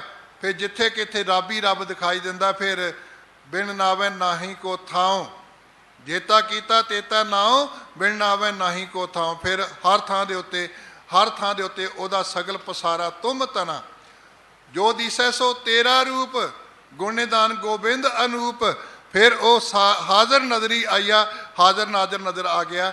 ਫਿਰ ਉਹ ਸਾਨੂੰ ਦੂਰ ਨਹੀਂ ਪ੍ਰਤੀਤ ਹੁੰਦਾ, ਬਲਕਿ ਅੰਗ ਸੰਗ ਪ੍ਰਤੀਤ ਹੁੰਦਾ ਹੈ। ਸਤਿਗੁਰੂ ਜੀ ਆਖਰੀ ਪੰਕਤੀ ਦੇ ਅੰਦਰ ਬਖਸ਼ਿਸ਼ ਕਰਦੇ ਨੇ, ਸੱਚ ਗੁਰਮੁਖ ਜਿਨੀ ਸਲਾਹਿਆ, ਤਿਨਾਂ ਭੁੱਖਾਂ ਸਭ ਗਵਾਈਆਂ। ਕਿ ਜਿਨ੍ਹਾਂ ਨੇ ਸਦਾ ਥਿਰਨ ਵਾਲੇ ਪਰਮਾਤਮਾ ਨੂੰ ਗੁਰੂ ਦੇ ਸਨਮੁਖ ਹੋ ਕਰਕੇ ਉਹਦੀ ਸਿਫਤ ਸਲਾਹ ਕੀਤੀ ਹੈ। ਉਹਨਾਂ ਨੇ ਆਪਣੀ ਜ਼ਿੰਦਗੀ ਵਿੱਚ, ਆਪਣੇ ਜੀਵਨ ਵਿੱਚੋਂ, ਆਪਣੀ ਸੋਚ ਵਿੱਚੋਂ ਹਰ ਤਰ੍ਹਾਂ ਦਾ ਲਾਲਚ, ਹਰ ਤਰ੍ਹਾਂ ਦੀ ਤ੍ਰਿਸ਼ਨਾ ਦੀ ਭੁੱਖ ਨੂੰ ਗਵਾ ਦਿੱਤਾ ਹੈ। ਉਹ ਤ੍ਰਿਪਤ ਹੋ ਗਏ ਨੇ, ਤੇ ਤ੍ਰਿਪਤ ਹੋ ਕਰਕੇ ਪੂਰੇ ਕਾ ਕੀਆ ਸਭ ਕੁਛ ਪੂਰਾ, ਘੱਟ ਵੱਧ ਕਿਛ ਨਾਹੀਂ, ਨਾਨਕ ਗੁਰਮੁਖ ਐਸਾ ਜਾਣੈ ਪੂਰੇ ਮਾਹੇ ਸਮਾਹੀ। ਉਹ ਫਿਰ ਕਿਸੇ ਐਰੇ ਗੈਰੇ ਵਿੱਚ ਨਾਲ ਮੱਥਾ ਨਹੀਂ ਟੇਕਦਾ, ਬਲਕਿ ਆਪਣੀ ਜ਼ਿੰਦਗੀ ਨੂੰ ਪੂਰੇ ਵਿੱਚ ਹੀ ਸਮਾਉਂਦਾ। ਫਿਰ ਪੂਰਾ ਪ੍ਰਭ ਅਰਾਧਿਆ, ਪੂਰਾ ਜਾ ਕਾ ਨਾਉ, ਨਾਨਕ ਪੂਰਾ ਪਾਇਆ, ਪੂਰੇ ਕੇ ਗੁਣ ਗਾਓ। ਸਤਿਗੁਰੂ ਕਿਰਪਾ ਕਰੇ ਸਾਨੂੰ ਇਹ ਜ਼ਿੰਦਗੀ ਪ੍ਰਾਪਤ ਹੋਵੇ, ਇਹ ਜੀਵਨ ਪ੍ਰਾਪਤ ਹੋਵੇ। ਆਪਣੀ ਜੀਵਨ ਵਿੱਚੋਂ ਤ੍ਰਿਸ਼ਨਾ, ਕਾਮ, ਕ੍ਰੋਧ, ਲਾਲਚੀ ਬਿਰਤੀ ਨੂੰ ਤਿਆਗ ਕੇ ਅਸੀਂ ਬਾਣੀ ਪੜ੍ਹੀਏ, ਕਿਉਂਕਿ ਜਦੋਂ ਅਸੀਂ ਬਾਣੀ ਪੜ੍ਹਾਂਗੇ, ਜਿਹਦੇ ਬਾਰੇ ਧੰਨ ਗੁਰੂ ਰਾਮਦਾਸ ਜੀ ਆਪ ਫੈਸਲਾ ਕਰਕੇ ਗਏ ਨੇ, ਬਾਣੀ ਗੁਰੂ, ਗੁਰੂ ਹੈ ਬਾਣੀ, ਵਿੱਚ ਬਾਣੀ ਅੰਮ੍ਰਿਤ ਸਾਰੇ, ਗੁਰਬਾਣੀ ਕਹੈ ਸੇਵਕ ਜਨ ਮਾਨੈ, ਪ੍ਰਤੱਖ ਗੁਰੂ ਨਿਸਤਾਰੇ। ਜਿਵੇਂ ਆ ਬਿਲਡਿੰਗ ਪਿੱਲਰ ਦੇ ਨਾਲ ਖੜੀ ਨਾ, ਪਿੱਲਰ ਇਹਦਾ ਸਹਾਰਾ, ਛੱਤ ਤਾਂ ਟਿਕੀ ਹੋਈ ਹੈ। ਸਤਿਗੁਰੂ ਕਹਿੰਦੇ ਜੇ ਸਿੱਖ ਜੀਵਨ ਨੂੰ ਟਿਕਾਉਣਾ ਚਾਹੁੰਦਾ ਨਾ, ਤੇ ਫਿਰ ਇੱਕ ਕੰਮ ਕਰ ਲਓ, ਜਿਉ ਮੰਦਰ ਕੋ ਥੰਮੈ ਥੰਮਨ, ਤਿਉ ਗੁਰ ਕਾ ਸ਼ਬਦ ਮਨੈ ਅਸਥਮਨ, ਖਾਵੇਂ ਖਰਚੇ ਰਲ ਮਿਲ ਭਾਈ, ਤੋਟ ਨਾ ਆਵੇ ਵੱਧੋ ਜਾਈ। ਮੇਰੀਆਂ ਭੁੱਲਾਂ ਮੇਰੀਆਂ ਸਮਝ ਕੇ ਖਿਮਾ ਕਰ ਦੇਣੀਆਂ, ਤੇ ਗੁਰੂ ਕੇ ਬਚਨ ਜੋ ਆਪ ਜੀ ਨੇ ਸਾਂਝੇ ਕੀਤੇ ਨੇ, ਗੁਰੂ ਕੇ ਸਮਝ ਕੇ ਹਿਰਦੇ 'ਚ ਵਸਾ ਲੈਣੇ। ਦਾਸ ਧੰਨ ਗੁਰੂ ਗ੍ਰੰਥ ਸਾਹਿਬ ਜੀ ਦਾ, ਆਪ ਸੰਗਤਾਂ ਦਾ, ਦਿੱਲੀ ਗੁਰਦੁਆਰਾ ਪ੍ਰਬੰਧਕ ਕਮੇਟੀ ਦਾ, ਇੱਥੋਂ ਦੇ ਸਟਾਫ ਦਾ ਤਹਿ ਦਿਲ ਤੋਂ ਧੰਨਵਾਦੀ ਹੈ, ਜਿਨ੍ਹਾਂ ਨੇ ਸੱਦਾ ਦਿੱਤਾ। ਆਪ ਸੰਗਤਾਂ ਦੇ ਦਰਸ਼ਨ ਕਰਨ ਦੇ ਨਾਲ ਗੁਰਮਤਿ ਵਿਚਾਰ ਦੀ ਸਾਂਝ ਕਰਨ ਦਾ ਸੁਭਾਗ ਪ੍ਰਾਪਤ ਹੋਇਆ। ਬਖਸ਼ੋ ਆਸ਼ੀਰਵਾਦ। ਆਖੋ ਜੀ ਵਾਹਿਗੁਰੂ ਜੀ ਕਾ ਖਾਲਸਾ, ਵਾਹਿਗੁਰੂ ਜੀ ਕੀ ਫਤਿਹ।